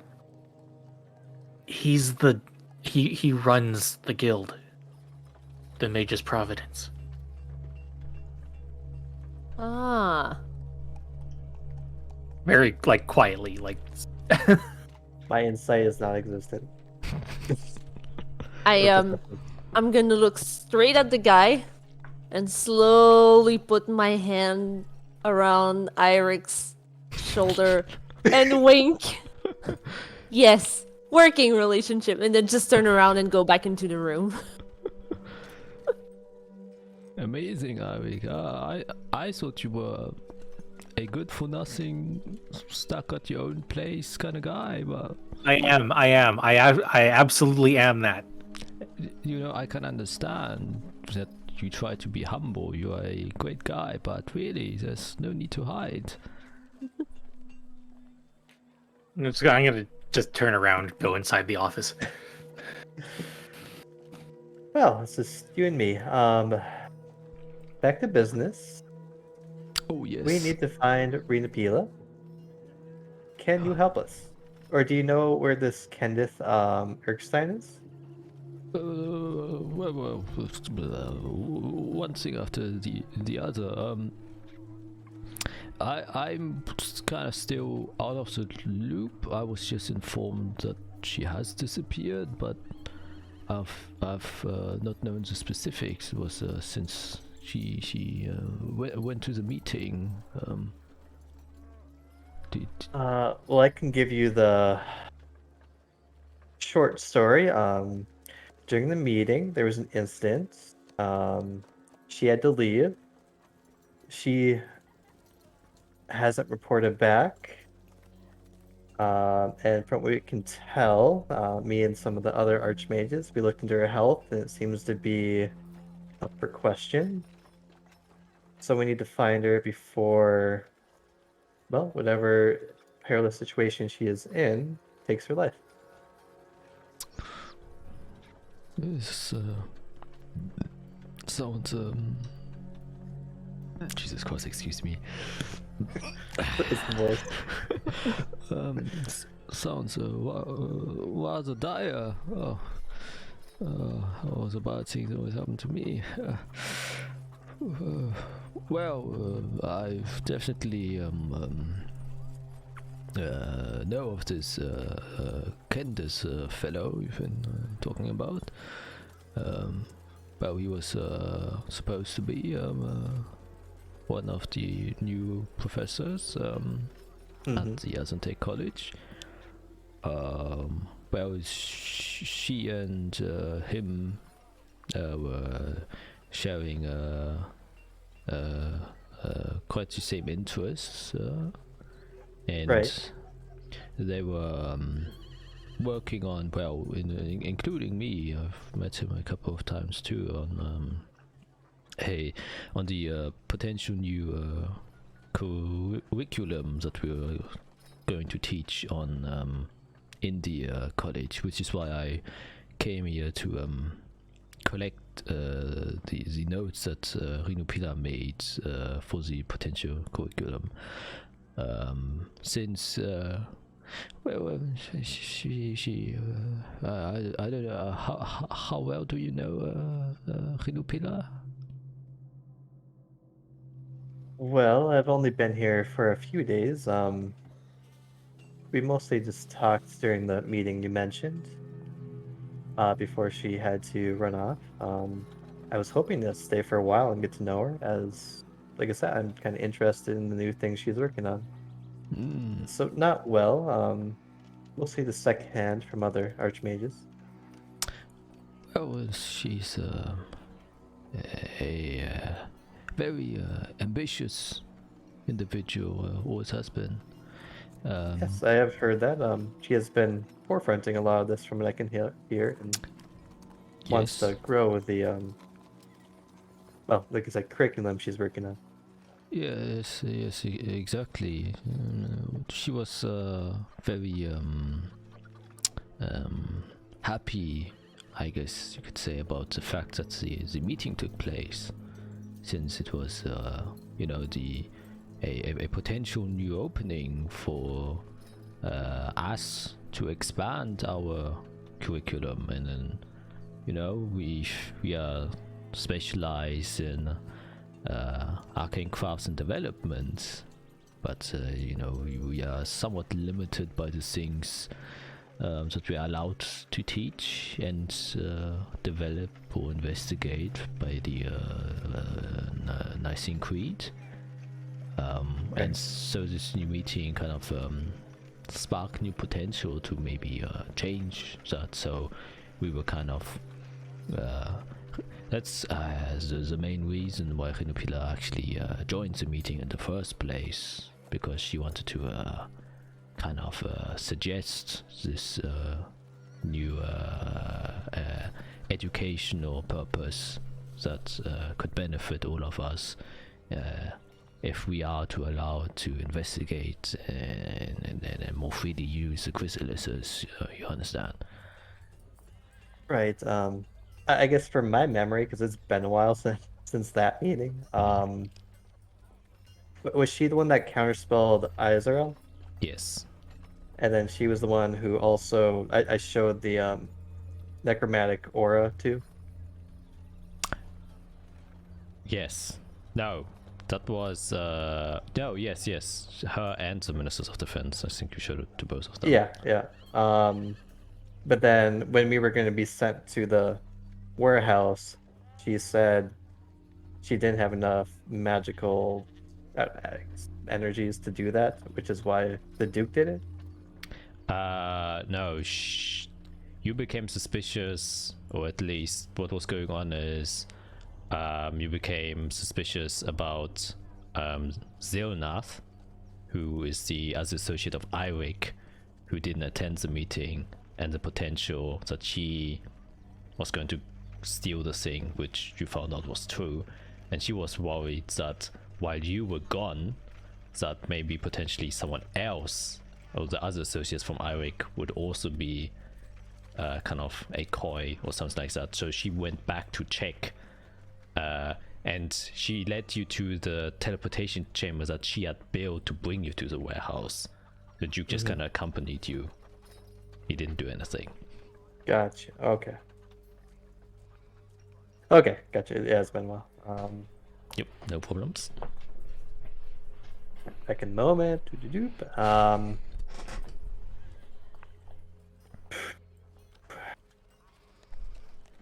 Well, yeah, I could tell you the meeting didn't go as planned. But afterward, she has disappeared. Which we're trying to find her. This is. I am surprised that she. To hear her disappear, she's quite a capable individual. She wouldn't be Right. easily The captured. master of teleportation, from what I heard. Yes, it's a specialty. Yes. Can we hear this conversation from inside the office? Oh yeah, definitely. It's open doors. By the way, now that you mention it, we're gonna switch over to the office. What are you guys doing in the office? Sorry.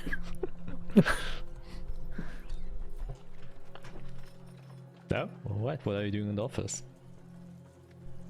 Searching for anything that could point us to where she is, or what she was studying or looking for, like just anything that could be of interest.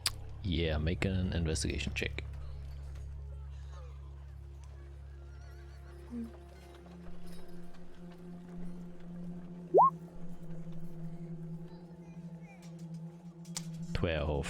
Eirik, are you doing anything? Yeah, I'm gonna kind of put my back up against the wall right next to the door so that I'm like basically as close to the door as I can be without him or them out in the hall seeing me. And I'm gonna pull out my my hand and I'm gonna start preparing I'm gonna start preparing my I'm gonna pull out the black steel funnel, and I'm going to affix it to the hand cannon. Just sort of preparing. Just Okay. I'm just quiet, like putting this thing together. It's basically like a strap, like a wristwatch strap around the hand's wrist, and then there's this funnel that is steel, like black steel, and I just screw it into place, and I'm kind of just sitting there tinkering with this object. Okay, yeah, can definitely do that. I saw you take a quick glance around, kind of going and shifting through the paperwork that is here, and it's a lot of paperwork. All the drawers seem to be unlocked, so you can open them easily and kind of look inside. But most of the things inside are just, more parchment, more just ink stuff and quills to write things down, and folders. And from the first overview of these papers, because there are quite a few, main things are just like guild associated descriptions, things of work they have done for either personal projects or contract jobs from the outside, or other guilds requesting some help, stuff like that, doing city work, the usual guild stuff that they have to do. A lot of commission work from the city to kind of one part is like fix sewers with a kind of a magical enchantment to stop the kind of grim and soot of the dirty water blocking some of the canals, which has been happening a lot, and one of the guild members took care of that.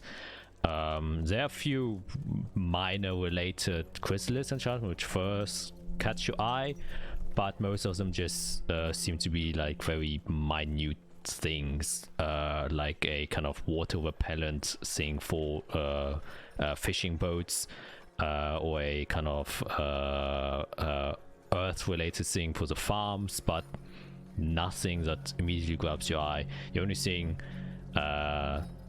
other thing that you can see is that on one note there's just a lot of scribbling that seems to be like informal stuff, and it just seems to be kind of like a brainstorm note of different things, where just kind of where written on it is just a lot of different kind of schedules. It seems like a roster set up, and then just writes kind of like arts associated with divine, connecting steel with the enchantment, and then a lot of kind of magical terms which you just immediately cannot read or lose interest in, since you aren't really aware of this kind of stuff. But that's kind of all you find.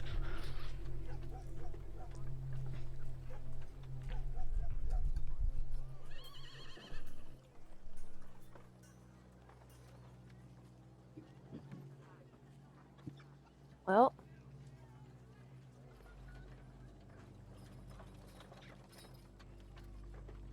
I gotta be honest, not trusting it. I don't trust that he's here.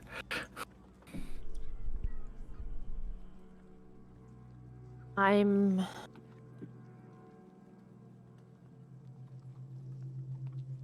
curious to see.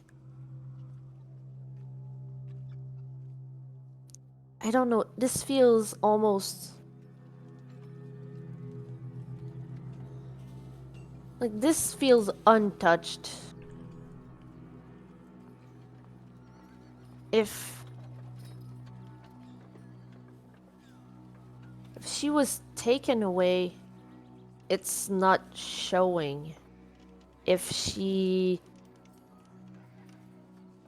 It's almost as if she just left to go home. and just never came back. Yeah, and now he's here to finish the job. Like, listen, I'm not the best, people person. I don't have the, the best observance skills of people, but we came here and he's randomly showing up at the same time. It is kind of weird that he showed up right when we got here. Could it be a coincidence? Maybe. I mean, they were partners. Well, sure, but like, if they were partners, if they were partners, he would be the first one to know where she is, right? Or at least how she would think. or and the he would. fact- Sorry. He would have. No, as you said, he probably would have looked for her. She's been missing for a couple days now. Yeah, that's what I was about to say. He would probably have a little bit more concern.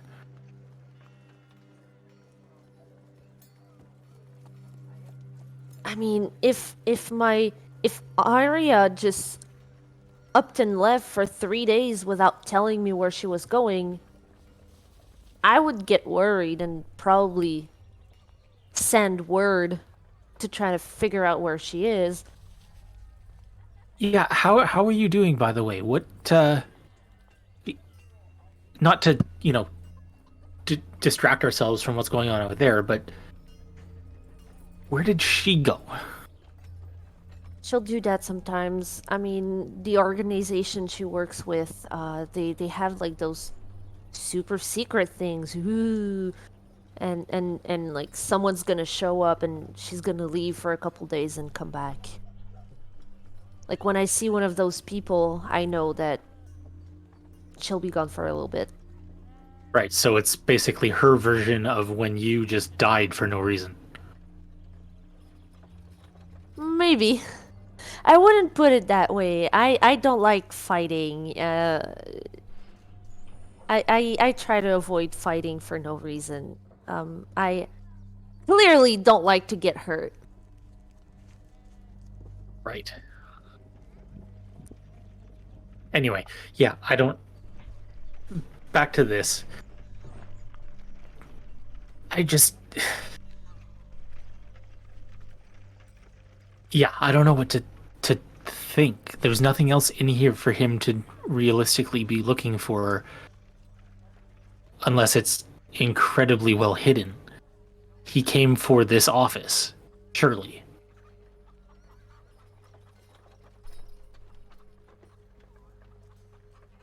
I would think so too.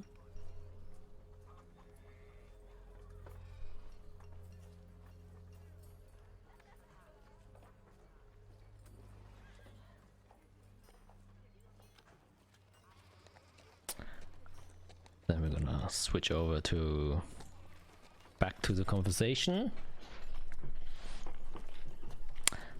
Yeah. Don't forget to unmute yourself. Yep. Magically mute. I must get back to work. If you do have something that can help us out, you can always reach out to the head of defense, Jennifer Schubert, and she can get word to us. Otherwise, I really do need to get back on the trail. Any idea where else you might spend time than here? Well, she probably I've been also trying to contact her for the last couple of days. It's not uncommon that she, leaves for a bit if she's in her chamber studying all night, and I usually don't hear from her for a long time. That's quite normal.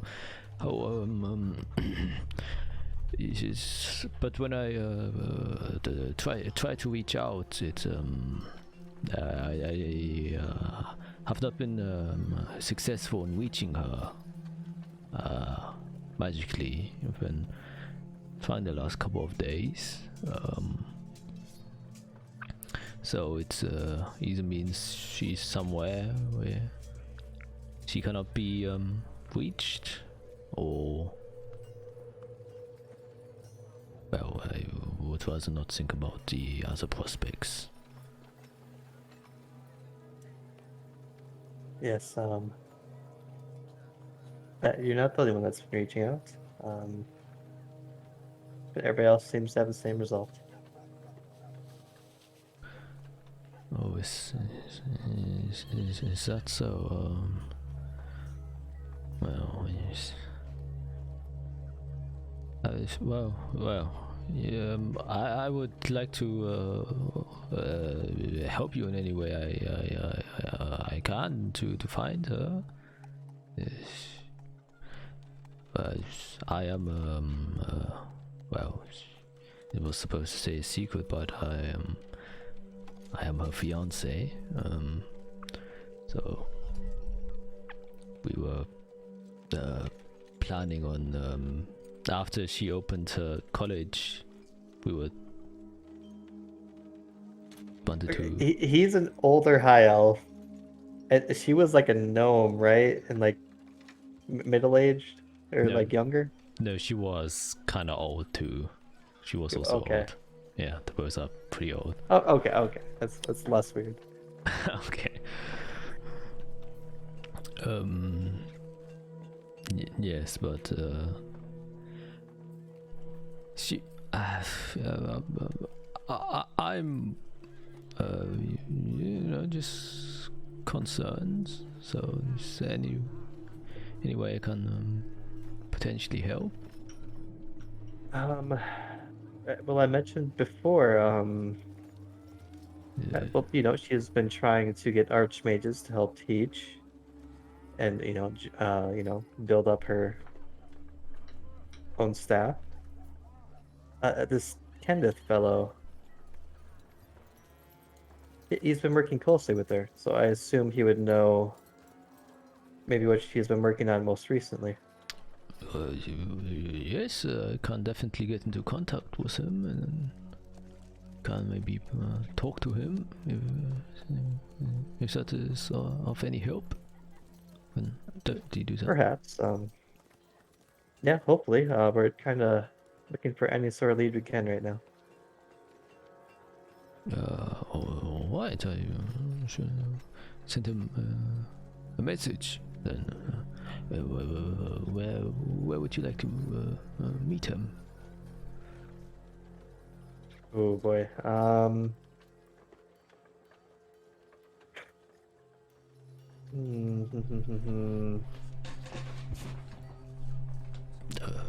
Well, but if he Great is... question. I'm more of a visitor to the city.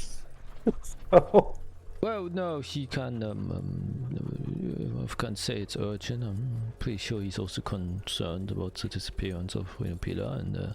why don't you have him come here? I don't think we'll be leaving too soon. Yes, that would have also been my suggestion. Very well. I shall contact him.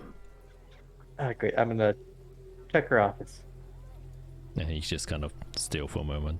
As you can see, he's concentrating on sending. Does he do like? I guess I have sending. I should know if there's components to it. Sending, verbal smack, and material. Oh my gosh. Does it go through the motions of a normal arcanist?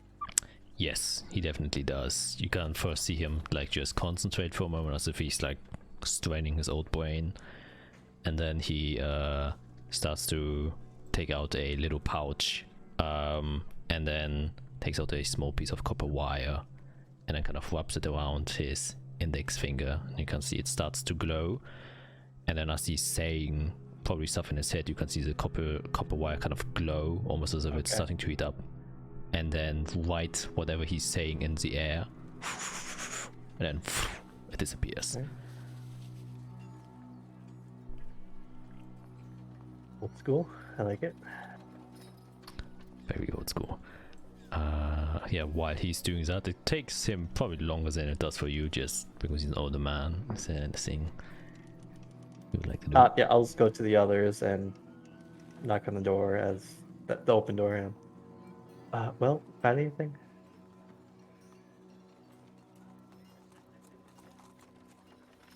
found out that he's her fiance.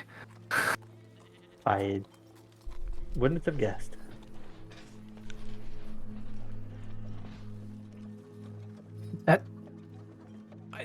I'm even more confused by him now. Why is he so calm? I assume it's age. I guess I don't know that many older elves, but I assume with age comes get more control over emotion. I don't know if it matters. But did you find anything in the office?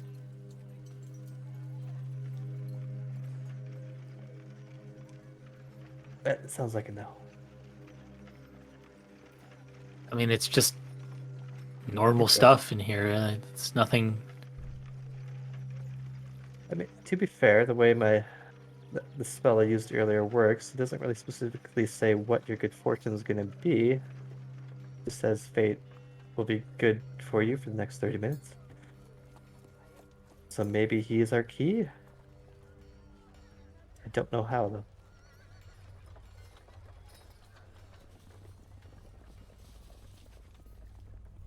What else is around here, Eric? Other than this office? Literally nothing. Yeah, it's just an open room.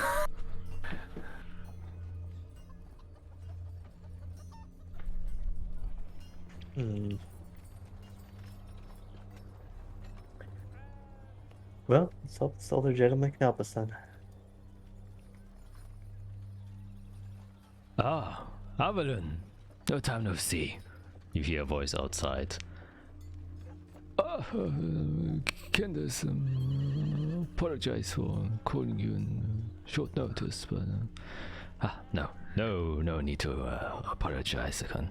I understand this is important matters we are discussing.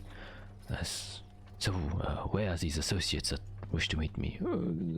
Should just be inside of that room over there. No, well, then I should go and greet them myself. And you see then a guy appear in front of the door, a very tall, high elf, probably like 210 meters, which is 6'4", I will guess. More than 6 feet is all I can say. Yeah, I think. Yeah, 6'4" sounds about right. I see Skid is looking it up.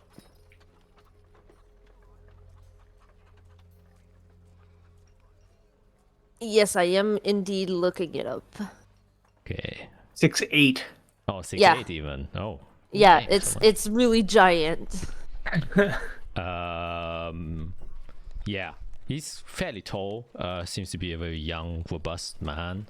Seems to be probably even, if you have to guess, younger than Isoel even. Has very silver hair. That is kind of short on the sides, kind of a bit switched back, but some of the hairs in the front kind of whoosh over to the front, and one of the strands is like exactly how it is with me right now. Perfect. He has very fine clothing. Most of it seems to be a bit dark in color, mostly black with silver trim, kind of complementing his hairstyle.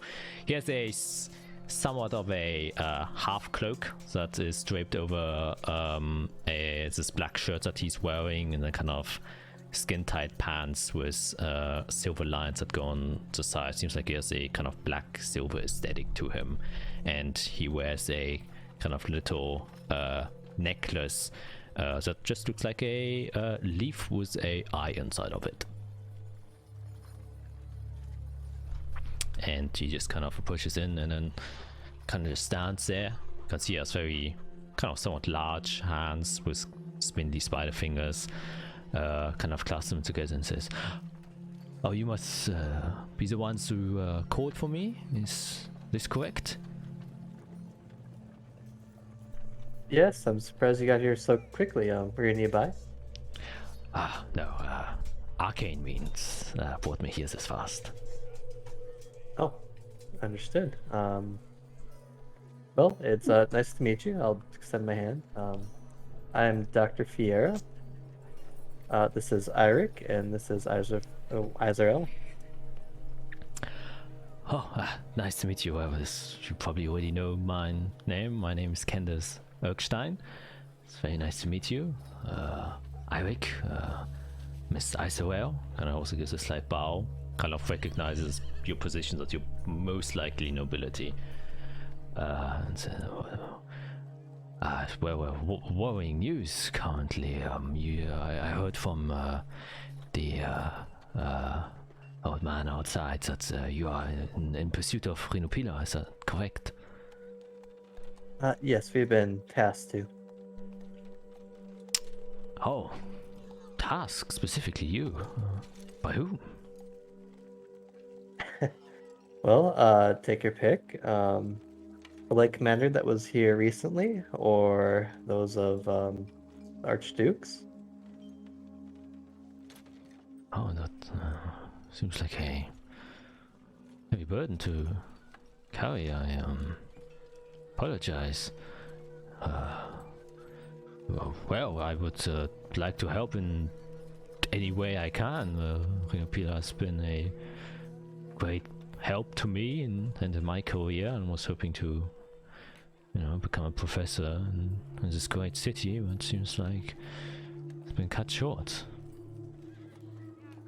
If I look behind him, is the older gentleman watching and listening, I assume? No, he actually isn't.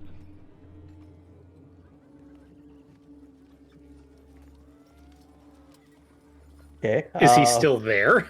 Yeah, you don't know. You're currently in the office, so you could just probably be like literally 10 centimeters next to the office door. You don't know. Well, I guess let's talk this in more private means. I'll kind of just point to the door. Sure, I thought we were already very private, but of course. Goes to the door and then... And you just hear... Oh! What? Yeah. So, Great. Well, let me get to the point. Since you've been working alongside her, I assume you know she's been working on a Earth Chrysalis? Or means of using it for new projects?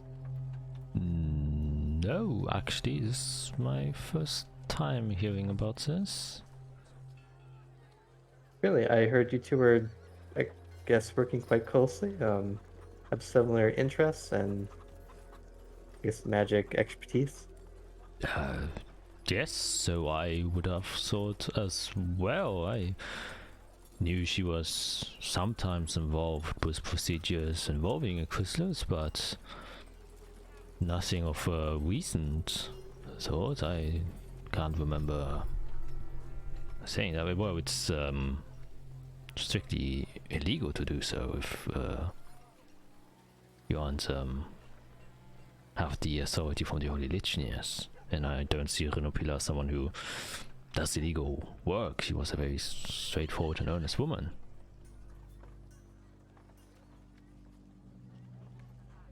Where he says that, can I look at Irik's face? To see Yeah. his response? Sure, how do you respond, Eirik? I legitimately just confused. Like, there's just like a dumbfounded, just like, I have no idea who who to believe. Okay. And you're throwing it, I assume. Right. Yes. Okay. Well, this is where things get complicated then. Well, one's gone missing, and she was experimenting on it, and it seems her life's in danger. So we need to find her in the chrysalis as soon as possible. Hey. Kind of strokes his head a bit. Hey. I kind of assume that things weren't going so well after, you know, the Crusaders arrived and the town was in lockdown, but this is a bit more than what I anticipated what was going on. A chrysalis has gone missing? Yes. And Trinopila was the one who worked on it prior, I assume, to when it disappeared. Yes. She wasn't specifically the one working on it. Me and the rest of our guild had been working on it. And now she's gone. It's gone. And one of the other members that was on the team working on it is absolutely involved in its disappearance because we saw her with the thugs that were trying to steal all the stuff. I don't want to be associated with a guild that is undergoing this kind of secrecy, and I want to get to the bottom of whatever they're doing so that I can keep my name out of whatever is going on here.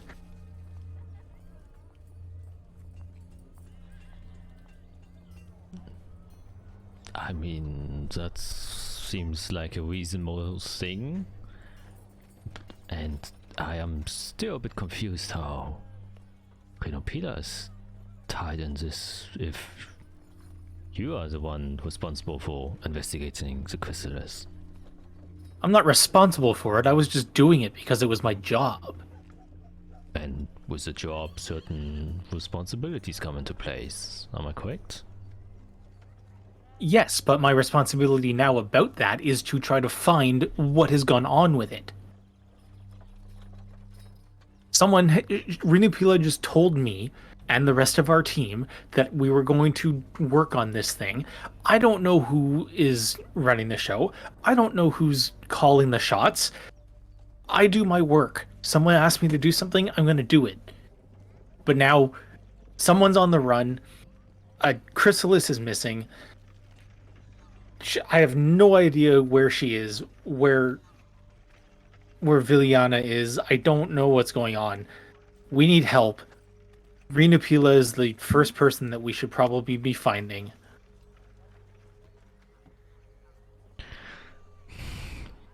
Well, like I said, I would love to help, but it seems like you know more than I do. You can maybe give you information on the last things I discussed with her about, so I highly doubt that they'd be very helpful. It's hard to do a lot with the college.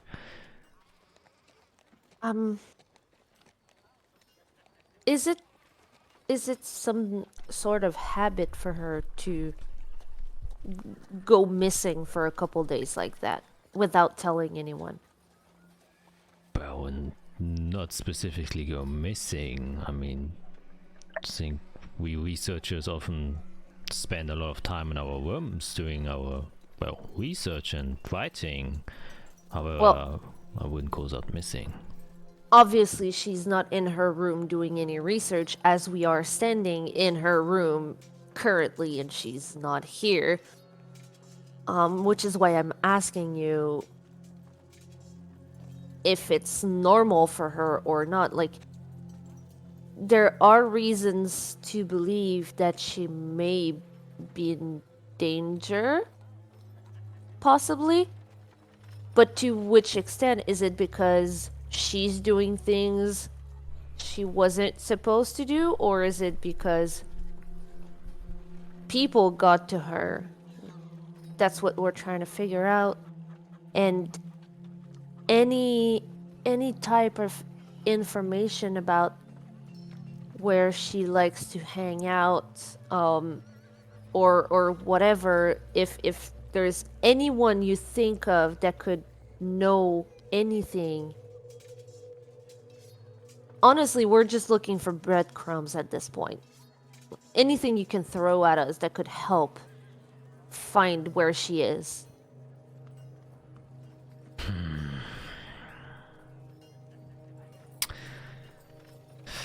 Well, I am certain that she has disappeared, and it is not a normal occurrence. However, I don't believe that she would be hanging out in any of her usual spots for, I presume, obvious reasons. Have you tried to contact her? I have yesterday, but after hearing that she has disappeared, she didn't answer, unfortunately, which is where I knew things were going wrong. Someone doesn't answer a sending message means, let's say, unconscious. So I first thought that she may have just been busy, but also things you are telling me right now means she Do probably you know, been has she been talking to anybody else? There might be a reason to believe she is working with somebody or some group that may have influenced her to do this sort of extreme disappearance act. Oh, so you believe her disappearance is intentional? It may be. Oh. No, I can't really recall her specifically talking to anyone else. Like with Avalon, myself, we were the main people, and then a few other members of the guild, obviously. The Mage's Providence Guild. I've been trying to contact others in the Archmage of Invocation Guild to maybe see if they are interested in becoming professors here. We were just most of the time discussing about how, you know, the new curriculum and how we are going to try and advance our research potential and everything involving that.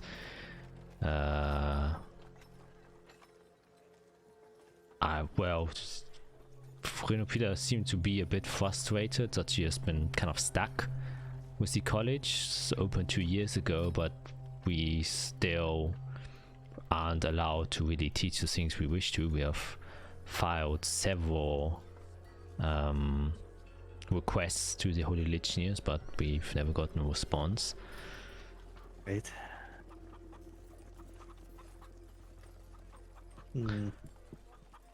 But she seemed very excited about the meeting. She had quite a few days before the meeting, she seemed quite excited, in fact, and had high hopes.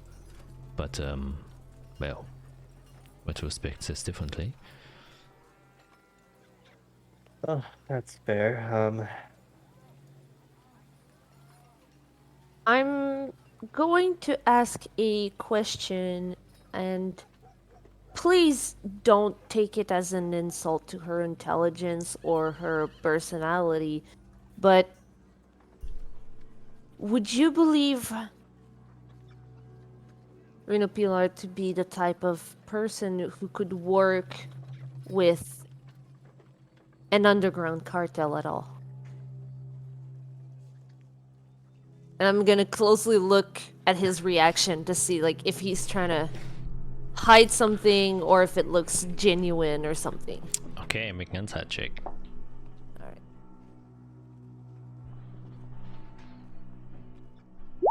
Alright. I don't know.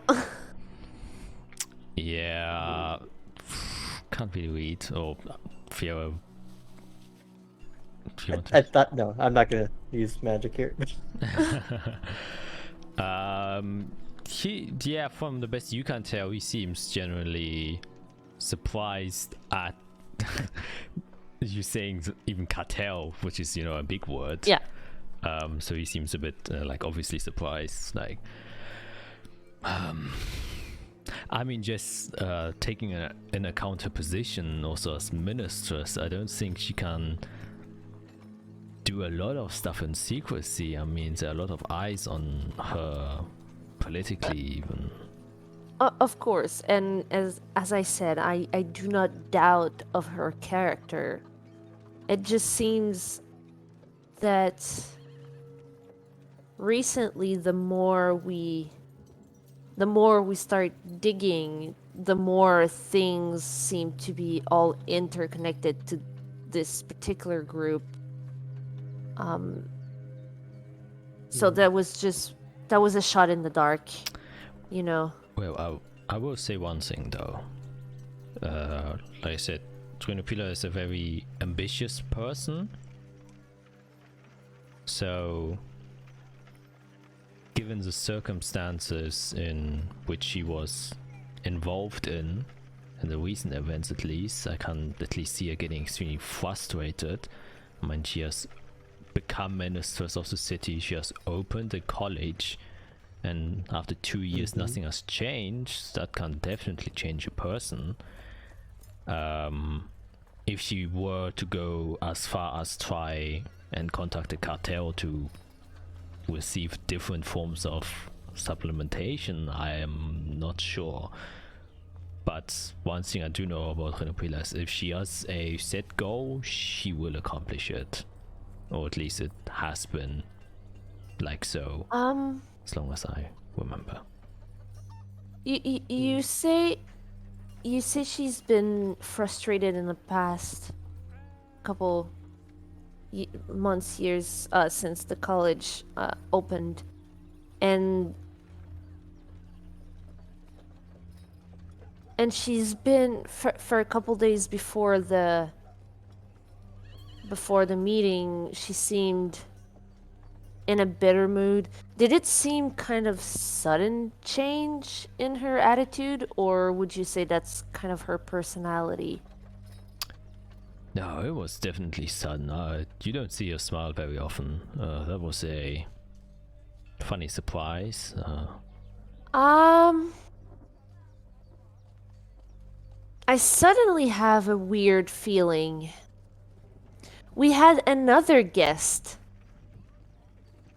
at the meeting that had a sudden change happen to them, and we realized wasn't quite exactly the same a couple days before. Fiera, Eirik, if you understand what I'm talking about. I'm sorry if I keep this in secrecy. Information that we're trying not to disperse everywhere. But I'm starting to wonder if our funny guest and Reno Pilar have something in common. And she hasn't been responding to sending. Yes. Oh. Do we know where she lives? We could ask her fiance where she lives. Well, he might have already checked. Just, oof, that's gonna be hard to find if. Okay. Oh, yeah, I think you actually onto something there. Because if it was the real Rena Pila, she already had the chrysalis. So she could have done whatever she wanted to do when she had possession of it. So there'd be no point in getting it stolen. Yep.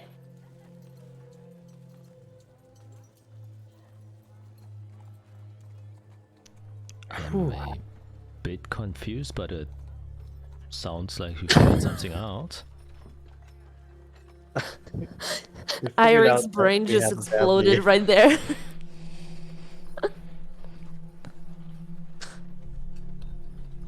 There's a reason that I spent my entire life not paying attention to politics. And this is it. Welcome to nobility. Well,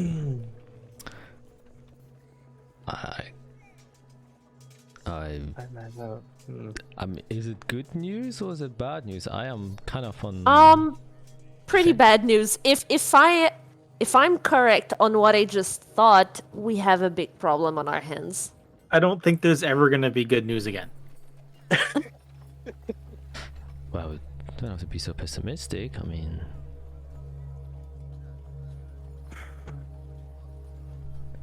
Well, there's nothing for us to do here then. So we just lost another lead. If your assumption's correct.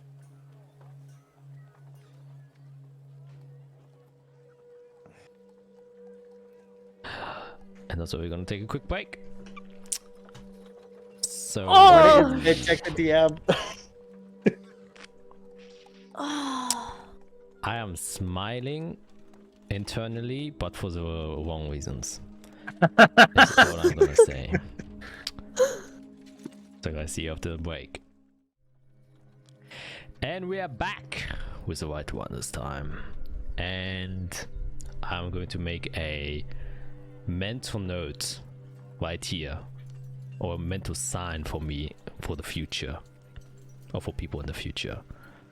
For the break.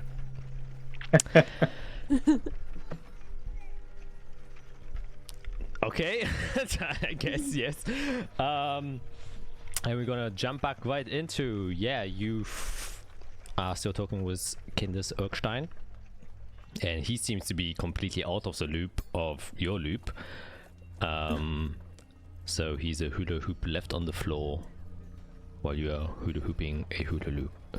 That's a tongue twister, holy shit. Yeah, how do you wish to proceed?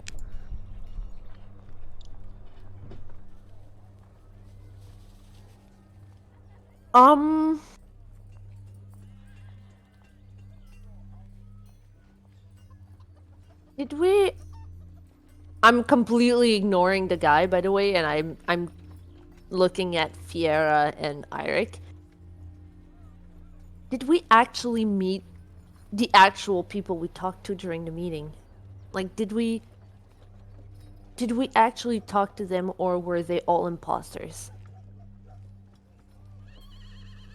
Guess I can vouch for my mother and our bodyguard, Taliel. I guess I can vouch for myself, I think.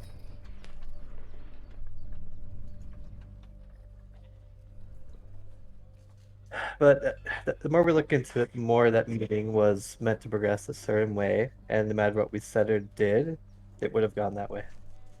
So somebody orchestrated that very higher class meeting.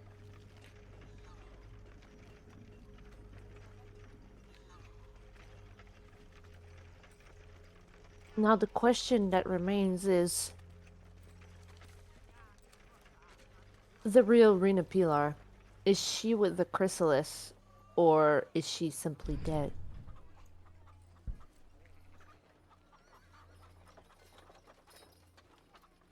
What I gather, she was doing work that pushed her to the point of exhaustion. So the reason she's not responding is either she is unconscious or she worked past that.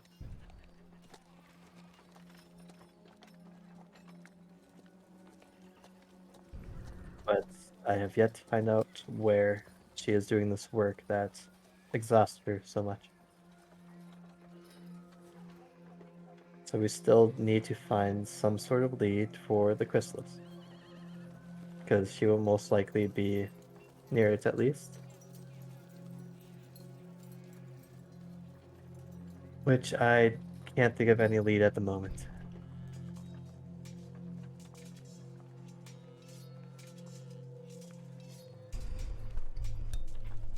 Kendith, well, you mentioned you came here by arcane means. So I assume you're at least a learned archmage, I've been told. Yes. guess, how would you go about finding a chrysalis that's been lost when there's, well, at least a couple in the city that are similar? Well, I do somewhat specialize, not necessarily in searching things, but investigating. I mean, a chrysalis is a major source of magical energy, so Hard to keep hidden. yes, and if not enclosed with special tools, you will inevitably see the ripples of its effect inside of the magical weave if you have the ability to see in the weave. The influences can, by the way, be more greatly seen in the bridge ethereal plane. If you are able to see into the ethereal plane, it can help a bit.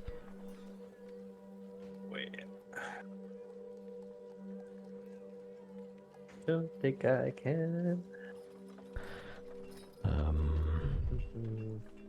Well, but we are talking about chrysalises here, but the size really doesn't matter. How big of a chrysalis are we talking about? Is it Exilis? Medax? Is it a Prevax? It was an Earth Medex Chrysalis. Well, with that size, anytime it would be activated, we would probably feel the effects. I mean, it's not a very subtle thing. Yeah, well, it depends how much energy you use, but I presume anyone trying to use a Medax-sized Earth Chrysalis isn't going to use it to flip a boulder.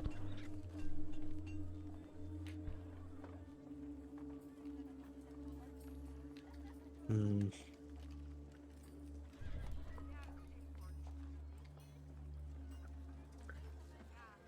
don't think there's been any earthquakes or anything from my memory.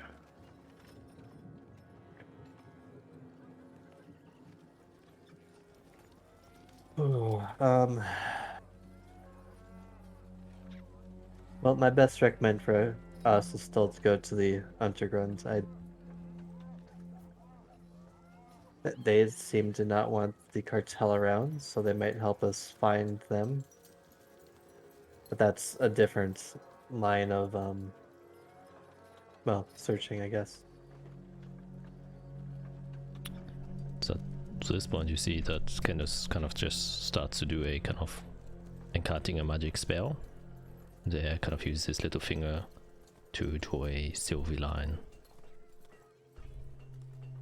and then flashes, and then that's it. Just kind of nods to himself. Excuse me, just now I also have other things to deal with in this current time. It's no, understood.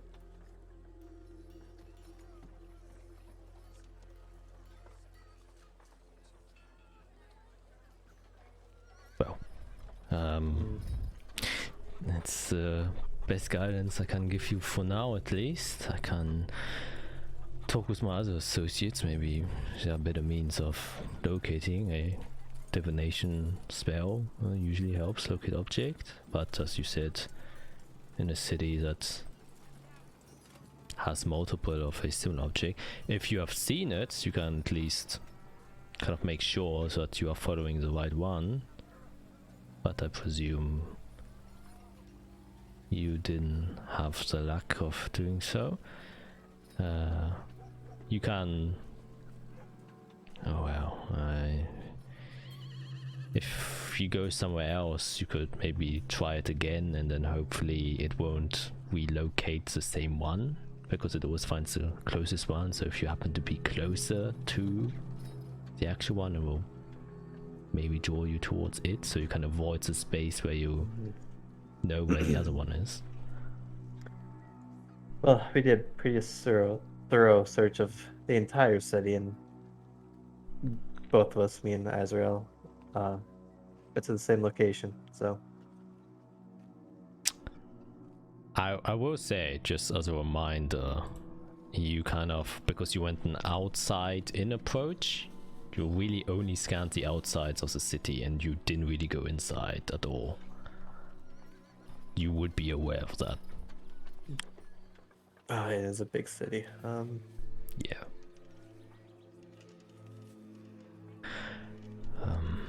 Well, however, I have some business to do. But if you find anything more, I'd be glad to hear. Or if I find anything, I will most definitely contact you. Yes, thank you. Well, then until we meet again, I guess. Kind of just gives a bow and then opens the door, and you hear another. Oh, so what have you been discussing? Just some matters. Nothing to worry about too much. What? And then you just see a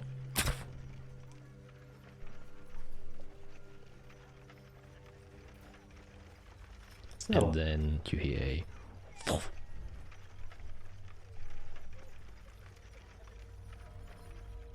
I look out the door. You look out the door. Kender seems to be gone, but Avalon is still sitting there. Oh, kind of sits up. May I enter the chambers now? So I believe we're finished. What? And he just kind of walks in, and he just kind of starts looking at the papers, and then taking some papers out of his own and just kind of starts comparing them. Oh, he helps that one. Oh. Picks one up, puts it into his pile, and just kind of starts sorting through them. Well, we should be on our way.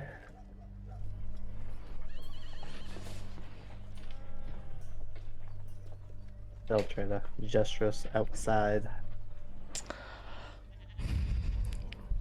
Well, what do the others do as Fiera gestures outside? Should we go back to the warehouse? Or Is it possible there's... We didn't know about the underground when we were in the warehouse. Now we do. It's underground. Is there something we would have missed? Like just a door or a tunnel that would have been easily like accessed? They could have just pushed the thing behind like a rock and we wouldn't have seen it. We didn't really take the time to investigate the warehouse itself, right? We kind of just fought some people and then ran after them. Well, and then you did your thing. Right, I'm also missing a good chunk of the day there. But, I mean, Sierra and I left. The only person who would have known what went on there while we were gone is not here anymore. Keep up the city map, please. Yup. And then I'm trying to think. change for also the viewers and volume warning. I will get a bit louder unless I properly fixed it. And can you pinpoint the warehouse location, Jack? Yep. Oops, wrong screen. Here we go. You are currently there where Fiera's token is, and the warehouse was. Oops, why Azathia. Oh, so that's the Oh well, Delaware. kind of there. And Right. Yeah. yeah, So it could be connected, potentially to like one of the tunnels or Delaware.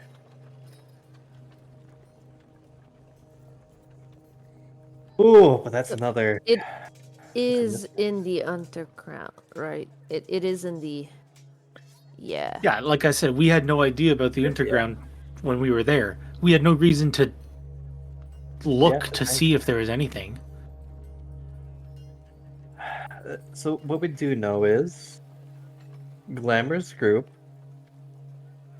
came in, took something, but then we don't know how they left with it.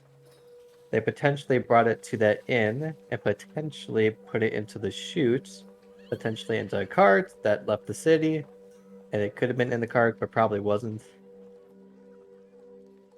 We don't know for sure. That could have been just a goose chase.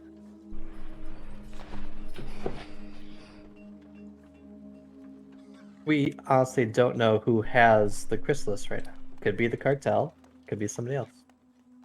We don't even know if Glamour's group took the chrysalis or not. They could have taken something else.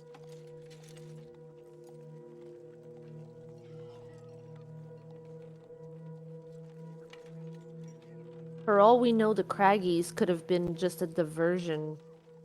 But one of the many. They mentioned that there was crime all over the city.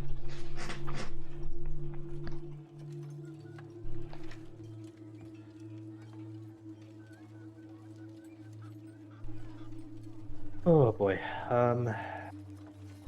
So how can we get answers when somebody is pulling so many strings? And Even when the people could be other people. yes. We don't know for certain if that was Serena Peeler or not at the moment at the meeting. The magic they cast was I guess no. Whoever would have taken her place could have been able to cast magic as well.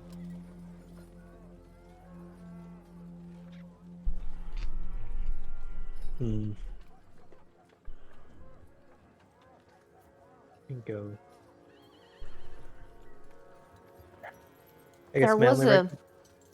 Sorry. There was a zone of truth that was cast when right. Tyrell fell. But the thing is, now that we know that he wasn't actually dead, no one intended on killing him because he was technically already dead many, many miles away. Yes, the question posed didn't really help. Yeah. The question that was asked was the perfect question to avoid an imposter to be revealed. Yeah. Hmm.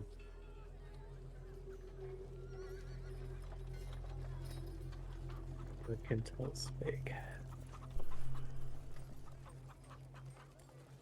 Oof. We're lost. Who could have answers? We were told not to go after the cartel. At this point, are we even sure the head judges was the actual head judges?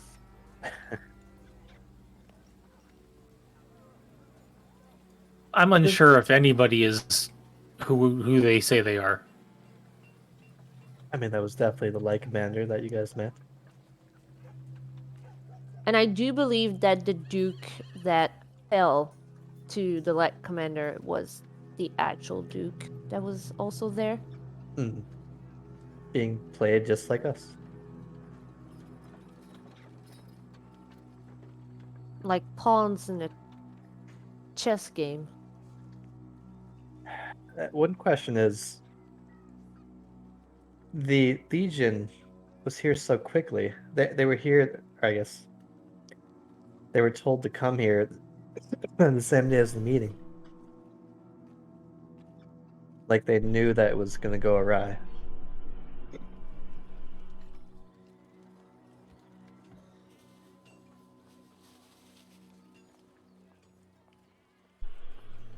I'm not giving any ill intention to your mother at all, but wouldn't she report those kind of things back to the Holy Witchness? Maybe.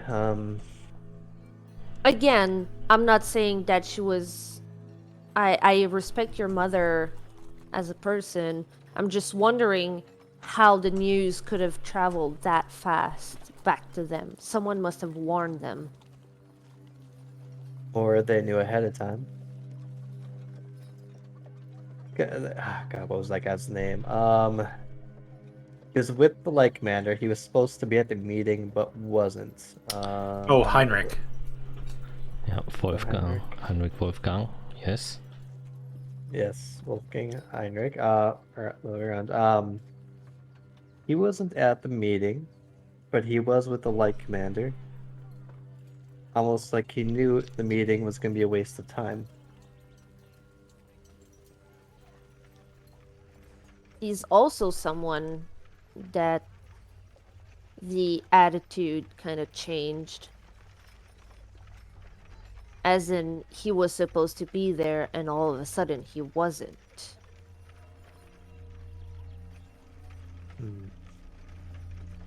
It's a little bit of a different context from the other two. I see your But- point. I'm not saying that the one we saw yesterday isn't the actual one, but I'm starting to wonder if it's not all connected. Another way of putting it is all these people want peace to fail. That they don't want Azathia and Kanan to work together with Chrysalis in peace and share. They want there to be this tension.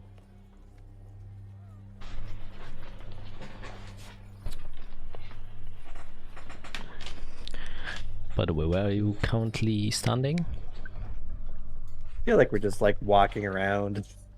Just like- In the conference room? I think we're outside the building, right? I think I tried to pull everybody out. Oh, okay. Yeah. So you're just walking in front of the building or just walking in the city around? Probably in the city around. Okay.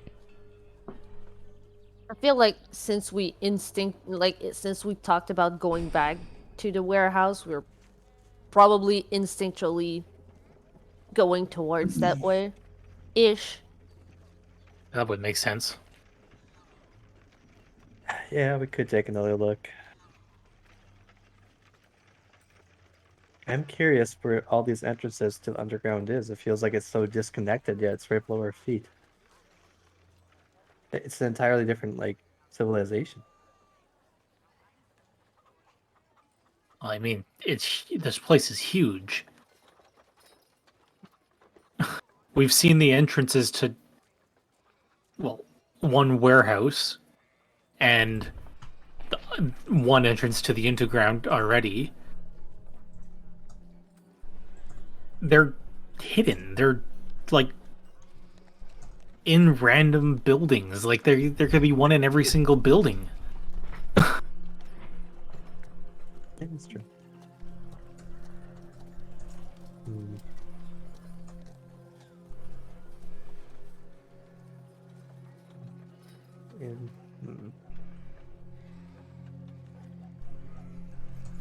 Okay, yeah, I'm at a loss. Let's go look at the warehouse again.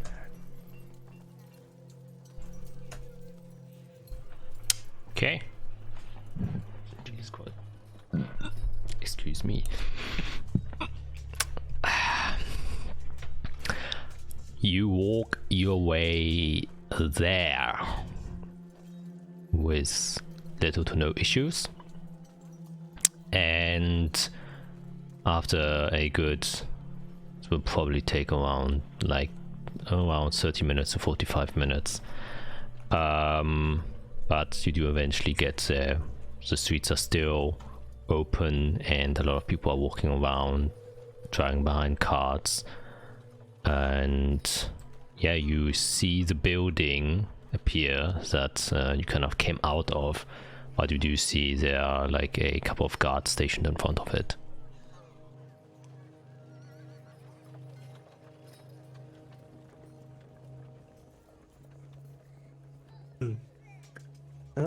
Azrael, you want to let them know we want to go through?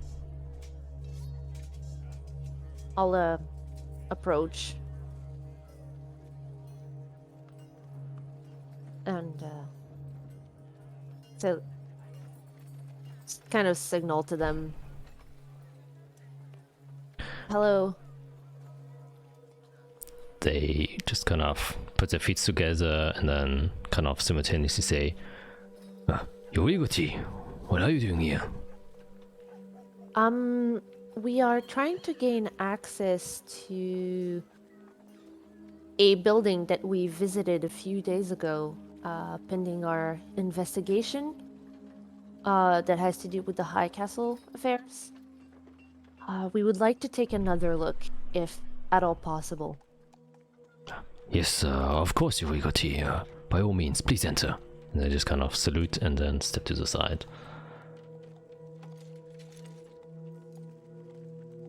Alright. Let's go then. And you enter inside. Once again, you go into the kind of barren house that seems to be for sale. Take the first room to the right, and then there's a wooden floorboard.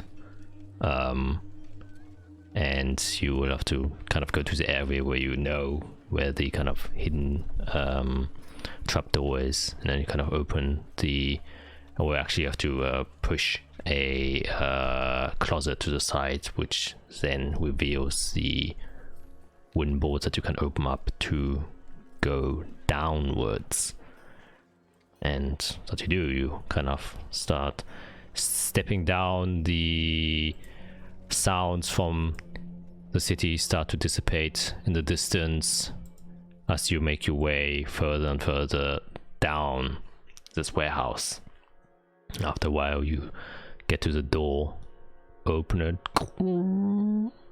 and inside you see a dark interior space of a familiar warehouse.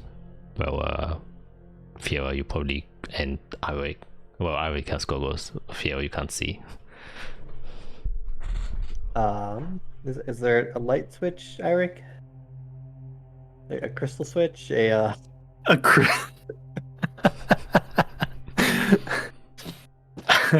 I mean, not that I knew of. There was lights, but like the drift globes and stuff. But I don't know if those are still here or not.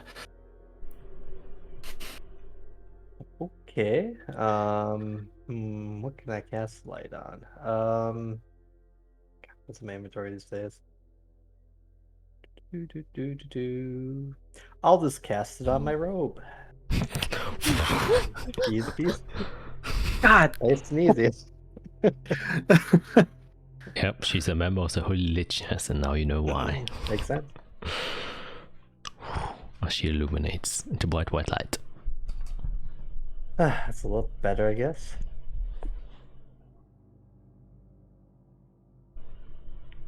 So I'm just gonna scream out, "Hello, hello!"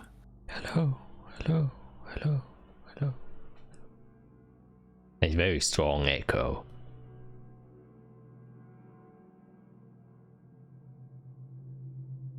guess I'll go start following the walls. See if there's another door. Okay, then you can make a investigation check.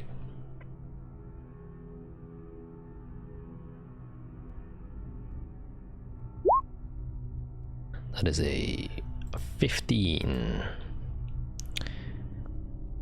You kind of make your way to the sides. This is a large warehouse, by the way. It's several hundred feet wide and long. So you kind of slowly start to check each of the walls. What are the others doing?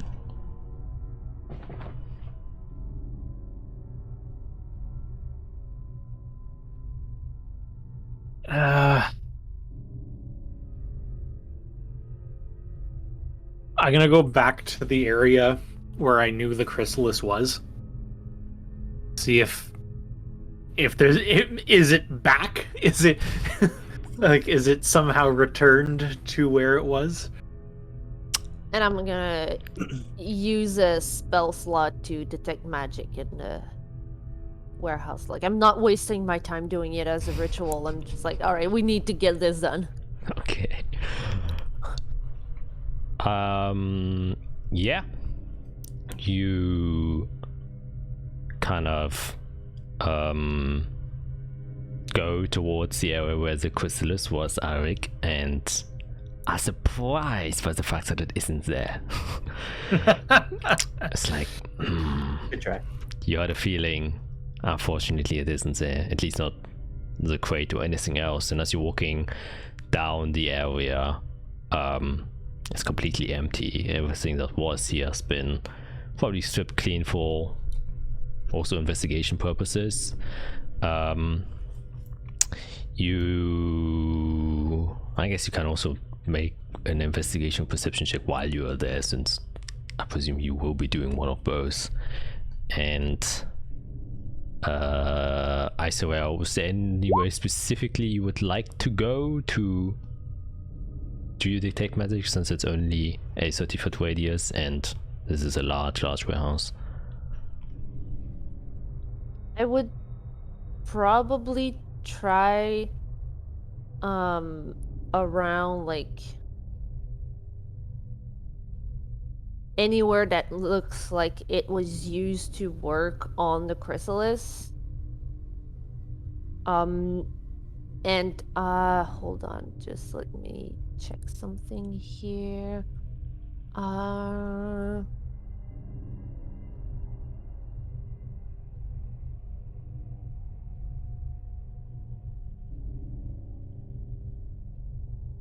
Okay, so it's up to 10 minutes. So I would, yeah, start like around where there seemed to have been work, and then start going along the walls and see if there's like any magic door or something like that, and just kind of walk around the perimeter of the warehouse.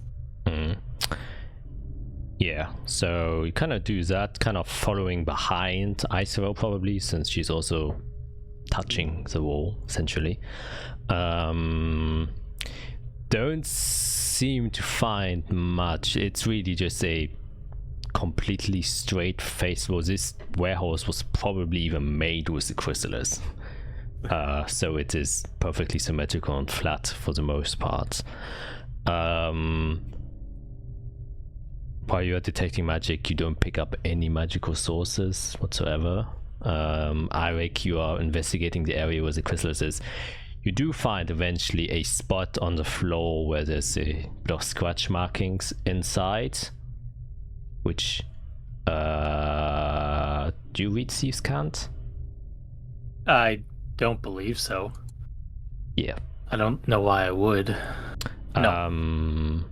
The only person that does is not here right now. You do remember or recall her saying that she found scratchings there marked, which said they will appear here. And you do kind of remember this is where you appeared when you showed up.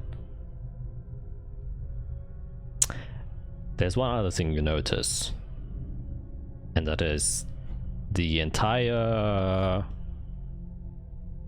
floor which is pretty much extremely flat, clean, solid. There's not really much dust, since, you know, every time you terraform the earth anew, it kind of takes away the dust.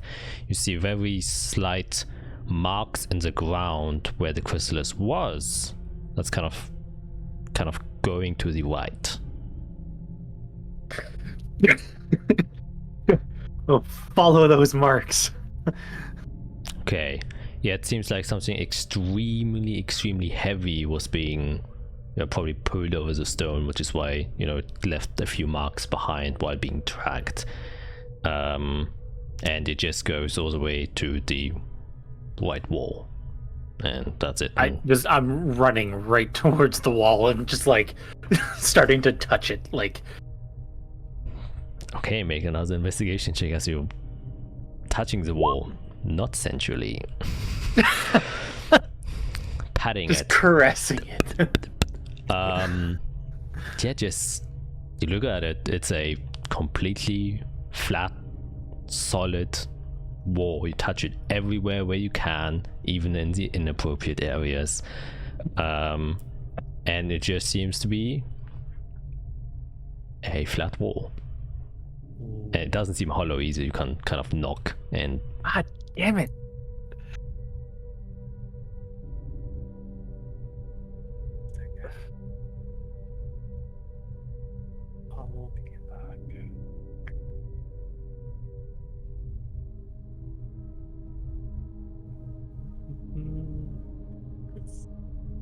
Ooh, we are rocking it.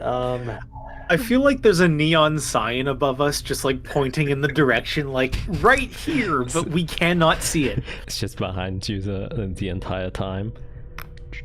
So if we know, well, we can assume they may have taken it through the wall, and we just don't know how. It could be in that Delaware area of the underground.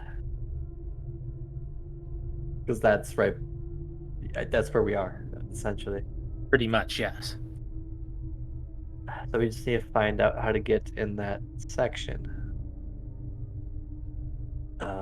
It's a big wall, so I'd rather not try to destroy it all.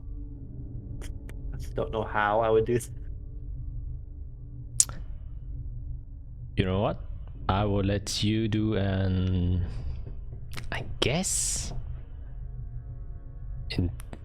intelligence. Yeah, this is intelligence since it's kind of a war thing.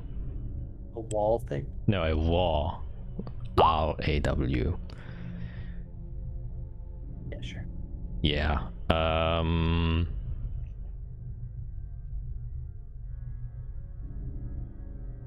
It'd be extremely cumbersome to carry a thing like that around without not being noticed. So you are somewhat confident that it probably wasn't taken outside of. It seems like that was just a distraction.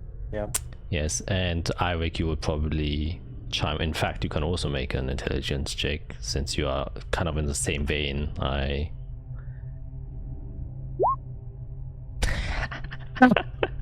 We're supposed to be the smart group. I know. Oh shit. Yeah, but yeah, you can also confirm the box that it was in is a heavy box of chrysalis. Yeah, it was big Is it a iron. Yeah. You didn't Like tell me this? Did you? Yes. Surely I did. I must have. Okay, that's gonna make it a lot harder to find. Ooh boy. It got here somehow. Well, I assume They're not just going to be walking around with the thing out like. Okay, so if it's in a metal box, then divination magic will have more trouble finding it. Ah. Yeah. I assumed it was just on the open. Well, when we were working on it, yeah, it was, but. Okay.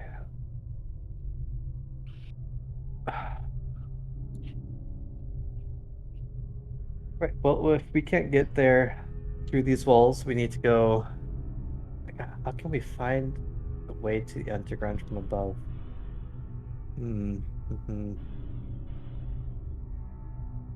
Presumably, there's people that go between regularly. It's not the type of people I know. No. Do we have to go find Keel again? I don't know. Isn't he in jail? I'm pretty sure he's in jail. Well, we can go find the jail. We can.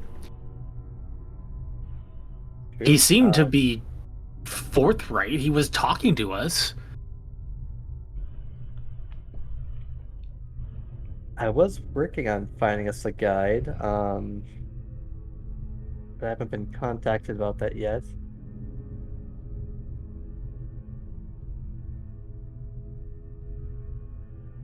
Mm-hmm. Could go to the jail. Gosh, it's so far away and we're walking.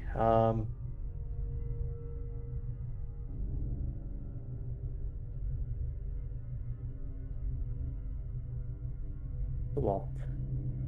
So you found tracks that lead to a wall, right? Yeah, they're right here. It went from there to here. Perfect. I will. Okay, everybody back up. Let's just take the direct route. Wait, what? And yeah, I will just go like 10 feet away from the wall. Start raising my hand and start casting a pulse wave so that it pulls toward me. Okay. What? Okay. I guess roll damage. Sure. Yeah, you guys see these waves, but instead of pushing toward, it's almost like through the wall, shadows are trying to escape.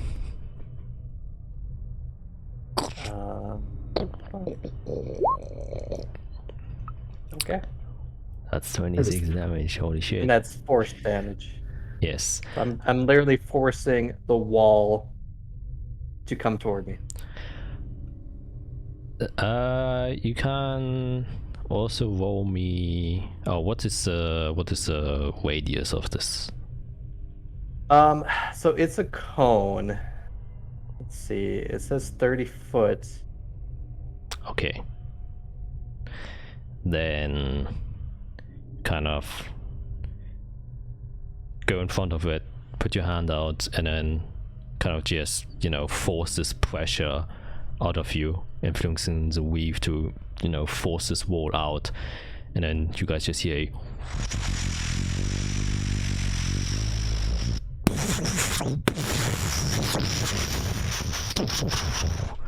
as a large portion of the wall just kind of cracks open and falls down. You can see, a lot of smoke at the same time. This kind of wishes behind Fiera as she does so. You probably have to dodge like a few of the boulders that she kind of pulls out. And then the dust kind of obscures your vision for a bit, and as it kind of settles, you can see large portion of the wall has been, kind of pulled out, but it kind of, diminishes the further down it goes, since, the first part of the wall had the greatest contact, and then as such the magical effect loosened a bit. But you do see you took a big chunk out of probably 20 feet outside of this wall, so it goes 20 feet in, and you can see there's a small hole on the other side of those 20 feet where it seems to be hollow. Sometimes you just need to be a little rough. I will say, if you rolled less than 25 damage, you wouldn't have done enough damage to see this. Holy shit. Wow. 26 was a pretty good roll for that. Yeah, it's a really good roll. Because it is just a solid wall. Yes. Okay, so anything back there is surely gonna know something's happening here. Right? Like, that's gonna cause sound. Probably. Right. Yes. Also, the last time we went down into the underground, it wasn't great. And now we're just breaking in. I mean, I don't think we're breaking in. You literally broke the wall. It is quite the definition of breaking in. Okay, sure. But I also assume people come and go normally. Through the normal ways. Which we went through last time and nearly died. Yes. So we should prepare ourselves.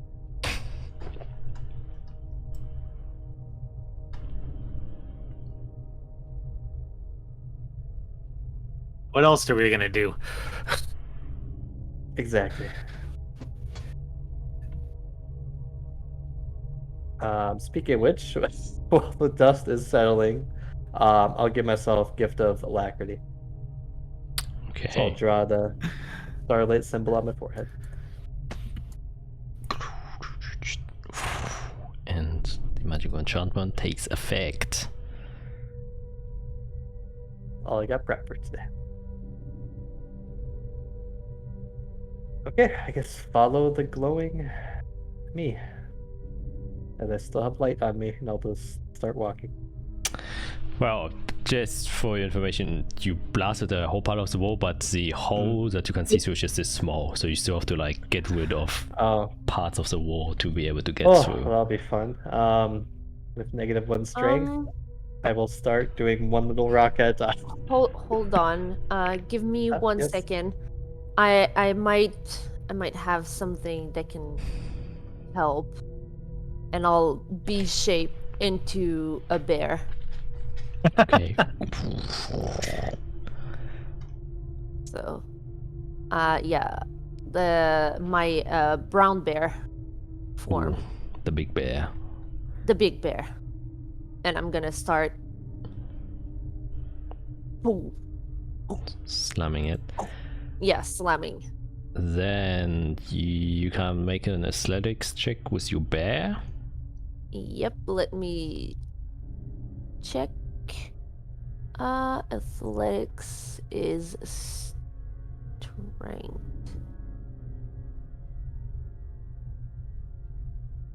So that would be This wall strength. doesn't stand a chance. Third level spell out the window. E-shape out the window. we're gonna get down there. I don't have athletics in my Then it's just pure strength. pure strength. Yep. Okay. And Not much. 11.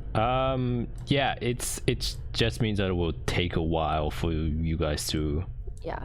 kind of get through there, since like I said, it's not like rubble that is blocking the way, it is literally the solid wall is still there, and you know, part of it will ripped out of, so you are dealing with literally a solid wall that you are trying to create a space inside of, and you just managed to get this tiny hole that was deep enough to see the other side.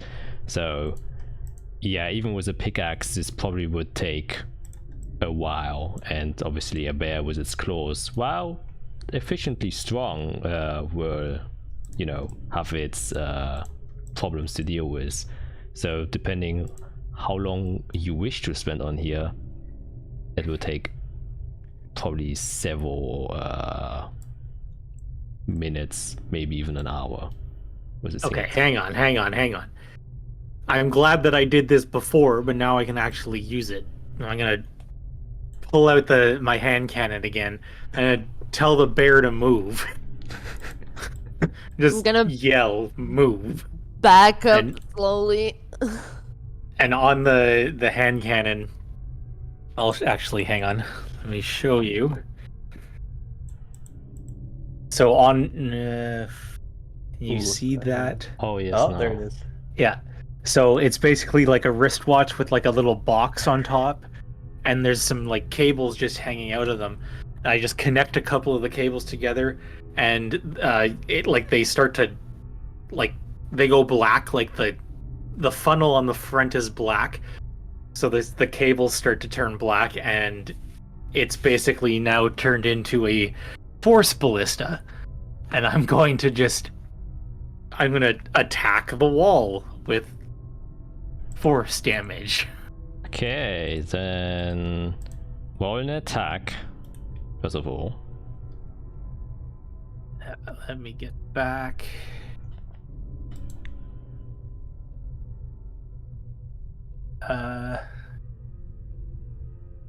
Make a range spell attack.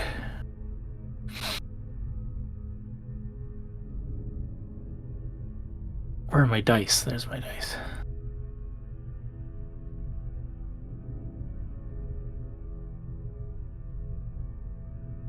Why is it not rolling in?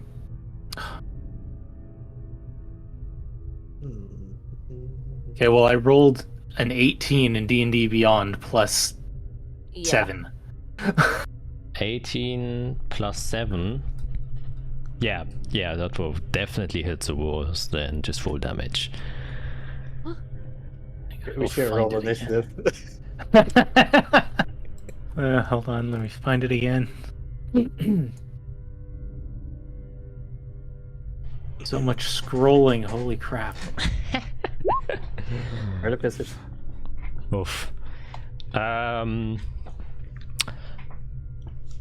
would say for the purposes of this, since you can't technically do it infinitely, Yes. that with time, 8 damage will definitely increase the whole, probably enough to kind of uncomfortably get through, but with a few more shots you will be able to comfortably go through. I don't know if you want to go through the effort to help your fellow high society members to comfortably go through.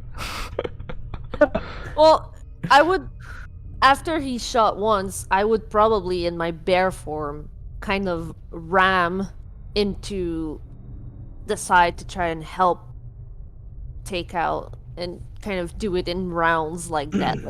like he's shooting and then I'm punching / ramming into the wall, so it goes as Okay, back and quickly as possible. Yeah, This is a good way to work on teamwork. Yeah. Yeah. it is. Timing I mean, has to be synchronized in a way that yeah. you hadn't, or that you aren't used to. And yeah, I would say after like probably half a minute or so, you definitely make the hole large enough for everyone to comfortably go through. No problems there. Okay. As soon as it's big enough, everyone stops and just wait, listen. Okay, then if everyone waits and listens, you can all make a perception check. That's a 9. 17. I got glasses. Open. Oh wait, no, don't use that. Oh, you're the bear. Disregard. Yeah, disregard this one. I have to roll as a bear. I do not have the same Is it? perception as. Oh, it's actually the same thing. Don't you keep it as Oh, what is it wisdom, intelligence, and charisma that stay when you're Yeah. in beast? Yeah, it's the same thing. Yeah. Yeah. Never mind. All right. So yes, it's the correct thing. Okay, you all kind of just stay quiet and let more of the dust wane its way down onto the now rubble-filled ground. Parts of you are now probably looking up at the ceiling, since this warehouse wasn't structurally made to hold larger impacts. If you have an earth crystallis, there's no problem. Even if it caves in, you can reinforce it. But without having one, well, that's a bit different.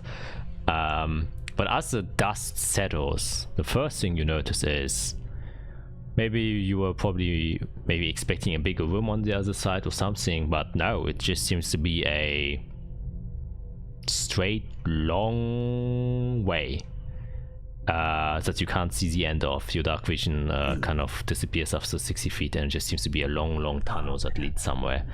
And then, On the city map, which direction are we looking? yes, you are now looking. So I zoom in. You are here, and it seems to be going eastward or east-south. Oops. Oh boy, that's not a good sign. And the second thing you notice is on the floor there are tracks, railroad tracks or rails sit on the floor. Oh my gosh, Can this was shit- set up a long time ago. Imagine if we found this right away. Yeah. No, we forgot Jack's DM. Didn't make things simple. Arya did investigate the room when everyone left and Isra was dead, but her investigations Oh, weren't very that's good. So yeah. And it seems to be a long hallway. With a 17 perception check, try to listen for things. You can still kind of hear the reverb and echo of, you know, the impact sound of rocks falling and cracking. But you do hear like sounds coming from the other side, coming towards you. But it doesn't sound like anything major or big. Maybe like a rock falling down. Maybe the vibrations here kind of unsettled the tunnel further down, risking it caving in or something. So going here probably isn't the safest. Do we have a way to contact anybody? I mean, yes. We need to tell somebody, one, where we are, and B, what we found. Hmm.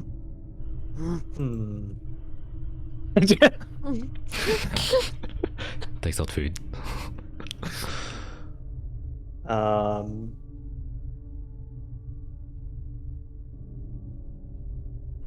I'll just say I can only send one message at the moment. I'm fine taking a quick break, as literally breaking the wall has kind of exhausted me quite a bit.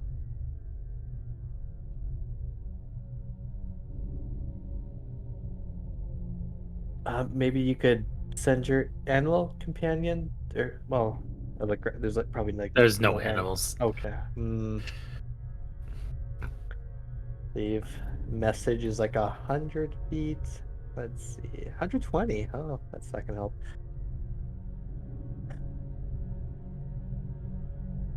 Guess I'd recommend. I'm looking at the bear. Do you want to stay as a bear, or while you're a bear, maybe we could? Can bears see in the dark? Oh my god, I don't know. Do bears have dark vision if they were an elf? I guess so, since they keep their... Oh no, sense is not. I don't believe a bear has dark vision. I don't have dark vision. I have my regular perception. Yep. Our other option is to go back upstairs, tell the guards.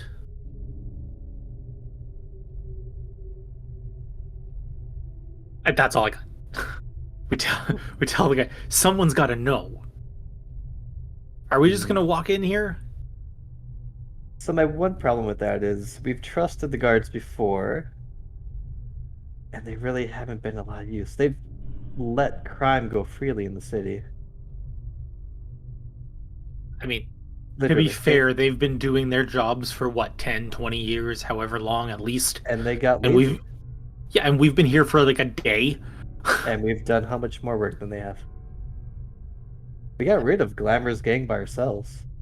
They just cleaned up our mess that they made.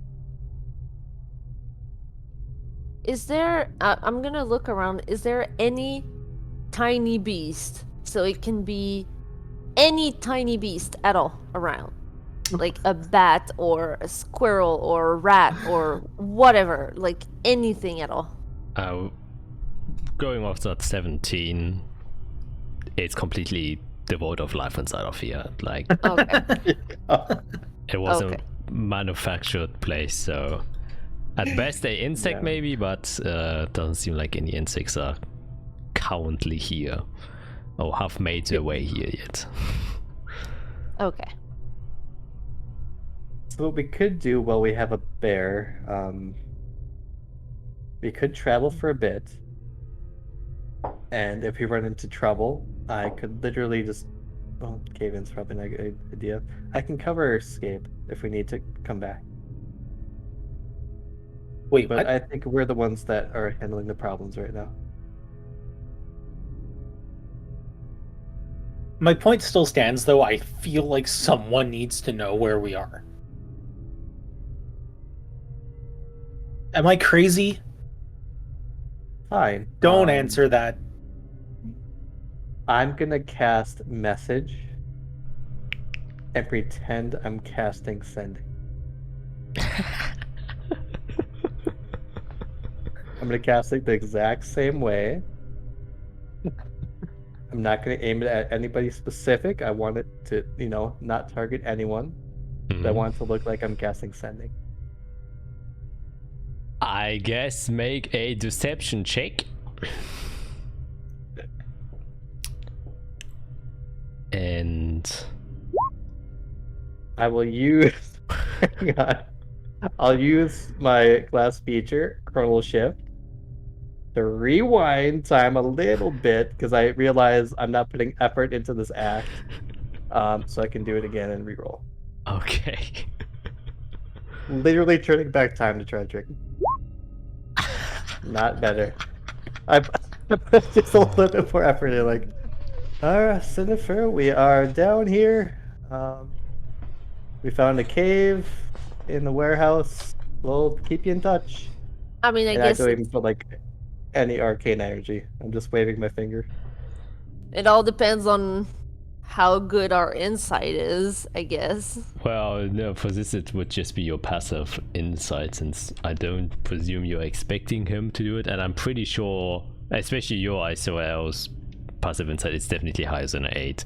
And Absolutely. Yeah, it is a 13. Yeah, believe him. Ioric's shit Mine's an 8. isn't the fucking 8, so you just barely notice it. You're like, huh, no. Alright. Cinepher knows we're down here, so let's make a move on. Yep. I'm gonna let it slide, but like I'm gonna when I see like I'm gonna let Dr. Fiera like walk in front of me, and when she passes in front of me, I'm just gonna in the way, yeah. yeah, I'm definitely gonna muzzle her behind the head. Like, I know what you did. Thanks for the push. Okay, then how do you wish to proceed to go down this, since Fiera used the first one and the bear's the second one? You are a bright white glowing Oh, Jesus. person that is going in front. I So- need to see, so that's not gonna change. Yes, I'm just making you aware of one of the facts. I mean, at this point, anyone that's in this tunnel heard us barrel through. Yeah, I'm gonna go for intimidation instead of stealthy. Okay. You go forth. Is there literally anything else you would like to do as you're going down there? Gosh,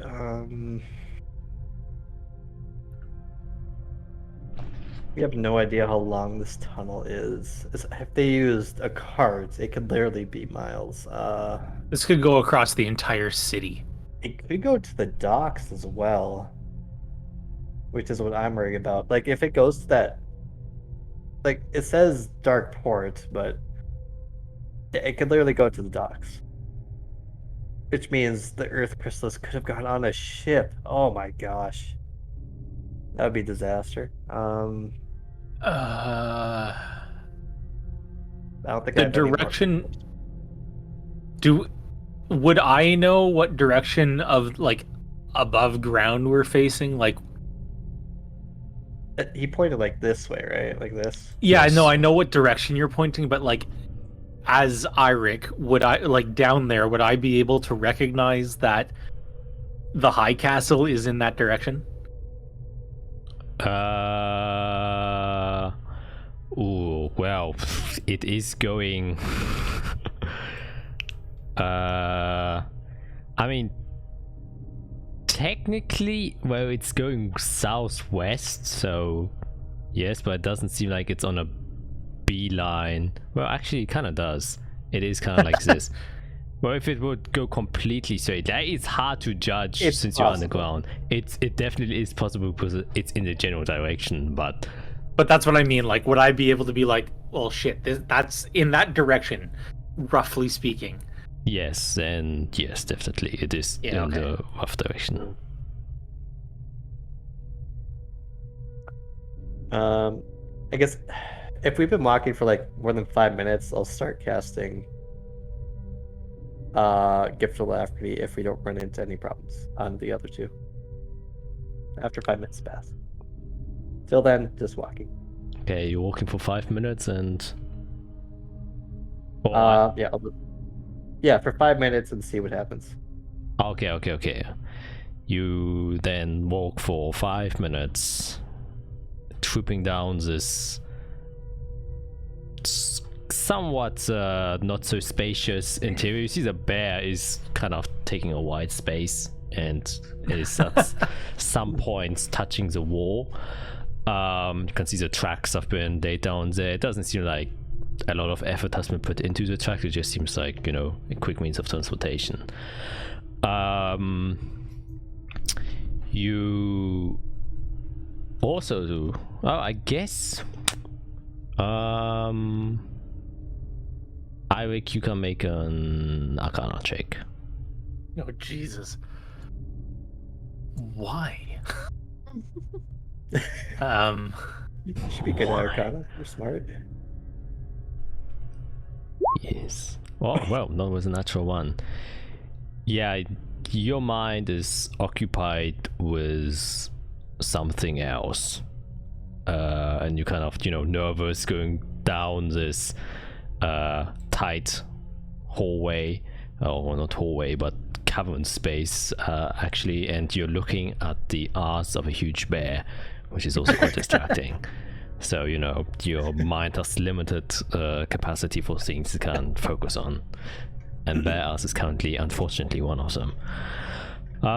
You walk for about, I would say, 5 minutes, and it just keeps on going. Well, I guess how fast are you walking? Are you taking like a somewhat slow pace, or are you just normal? Are you power walking? I'm a bear. I can't That's- walk very fast. I would, yeah. I don't know how fast bears walk. I would say probably power walking. Pyrrha's on a mission to get stuff done. Okay.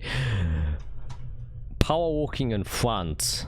About the 4-minute mark, the bear, you hear a noise in front of you. And right as you notice that, you can see a bright light. It's not really a light, but something that reflects something, and then as a dagger flies directly to Fiera, and see if it strikes. It has advantage because you didn't notice them. It's probably gonna hit. Hey, you never know. A 21 definitely hits, and you take appropriately 4 piercing damage. Another one comes flying. 24 also hits, but it is really crazy. Take another 6 piercing damage, and you just see these 2 daggers kind of pierce into you as 2 individuals step out of the dark. Kind of, you know, they don't seem to be as decrepit as the Craggies. They wear the armor that fits them, it seems like, so they aren't your average thugs, and they're kind of just looking. They have this typical mean criminal thug look. Have a just dark exterior shirts. This lightly leathered armor around them. You can see they're wearing like red bandanas around their heads, and just walk in front and say, "Oh, look who's coming here to play now then. Finally made your way here." And then he flips another dagger and starts preparing to throw it. And that is where we're gonna end today's session, unfortunately, because this will probably take a while. Yeah. Oh boy. Oh, goodness. Goodness gracious. How tight is this tunnel? Well, I can't show you the battle map. It is I like see a this. plan a little bit. It's just 3 of us. And the wizards in front taking daggers.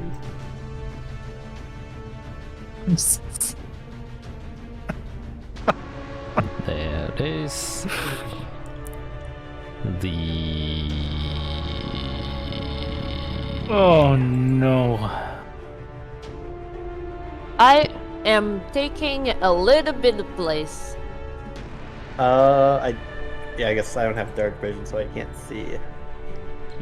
Oh wait, but you have your light on, so I will give you that. Yeah. Good. You're emanating. How far does it go? 40 feet. 40. Yep. 40. Oh shit! Holy shit! Use this. Even if I go unconscious, I think the light stays for an hour. So. Oh. Oh my god. We'll try not to let it happen. Oh yeah. It's fine. I actually prepared a Listen. heal spell today. I have 1, 2. You're so big. Oh, I am giant. And I have 1, 2, 3.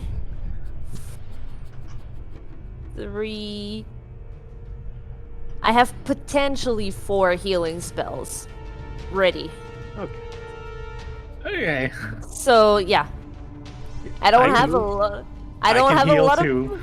I don't move have a through lot of friendly bear? firepower. Hmm. Is friendly bear something we can move through? Usually I can don't know move if that- through allies, but it's usually one space. She's taking up 2 spaces. She can move through you. Well, she's a large creature, so you can kind of, a few walls, an acrobatic check to kind of go beneath her Oh, yeah. legs. Okay. But- Well, Right. depending on the initiative order, I might not see a bear for long.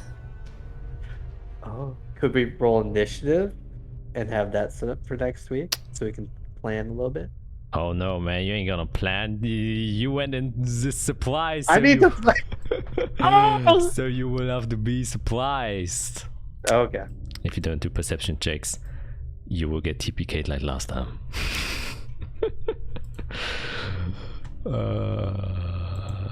It'd be sad if you actually do get TPK'd. I don't want to sign any comment. Please, no. Please I play think well. we'll be- Yeah.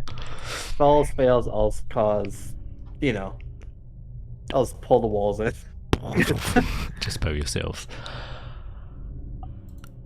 But yeah, that was today's session. You did make some progress, so congratulations on that. Woohoo! That was fucking rough though. Like Jesus. Yeah, talking to a lot of people, not really knowing where to. Like, where's Renpila? Where's Renpila? Where's Renpila? Nobody knows. No Huh. one knows. Okay. I mean, yeah, the point of disappearing is to not know where you are, otherwise you have already disappeared. And a lot of confusion I can see going on. With one point of clarification, hopefully you presume that you figured something out. And we will see how this will develop further in next week's episode of Zelia's The New Order. Yeah. I guess I'm excited. I was also a bit struggling. I didn't know what you would do this session, so I was like, well, I guess I just gotta have to prepare everything. I definitely didn't expect you to backtrack to the warehouse, but you did. That was apparently the exact thing we should have done. Well, there are hundreds of different things you could have done, but this was one of many things. Yes, that's fair. This one was definitely more fun as we got to destroy wall. Yes, you did. Yeah. get to destroy. Finally destroy stuff. I said last time, like, oh yeah, probably combat next time. Nope. Combat was a war. I was waiting for an ambush at the guild, I swear.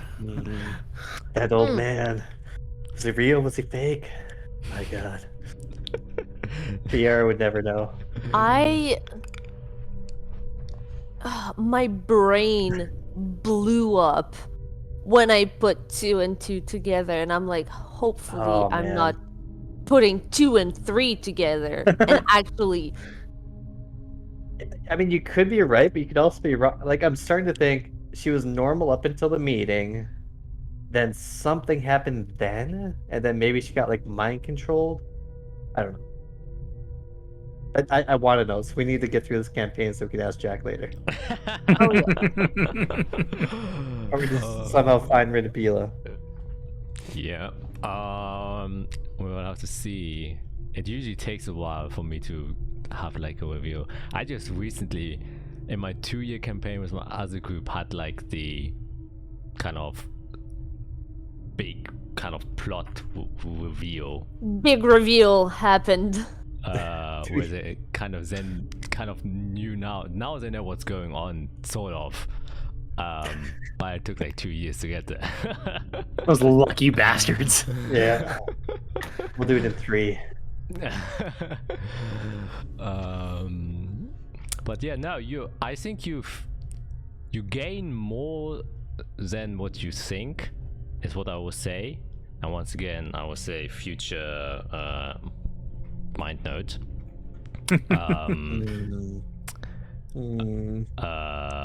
Yeah, that's seem a bit random now, but once you kind of hopefully get a bigger picture, it will kind of make more sense, is what I hope. Yeah. I'm actually taking my notes with me to work tonight, and I'm gonna update my my people book and trying to match some information together and see if there's anything that we kind of brushed over. I mean, at least one person that we think's an ally has to be part of like the cartel or like dark resistance or something. I mean, At least knowing one. knowing how these things work, knowing how they infiltrate absolutely everything. We have been Oh yeah, we're being played. Yeah, we have been in contact with either the cartel or the dark resistance or both. Or something that's even like above them. Yeah, Which would be definitely. crazier. Definitely. Where, who, and when? Yeah. That's Yeah. Might solve it. Hopefully. And Oh, Jack just confirmed. With the hopefully. Yep. There we go. Trying to read more. Okay, I see how it is. I will say though, because probably a lot of people, if you like, especially as a GM, if I plan to do mind games, I always said, because so that the enemies don't have like the upper hand, because they don't know everything, I always pre-plan everything they would do, and that is what you experience, what they think that you would do would happen. So I don't like, after you made a decision, I say, oh no, they then did this. No. I make my prediction on what you do with the information I think they would have, and then they roll this out. So this entire thing that has been happening was already, I was aware of at session 1. So you've been, if you are being played, then you are literally being played, and it's not just me tweaking the things to make it look like it's played. Now I will have the GM certificate that this was all done before session 1. Certificate of authenticity. Yeah, exactly, of authenticity. That Yeah. You are actual dumbasses. Yep. Yeah, I'm getting played. So that is how it is.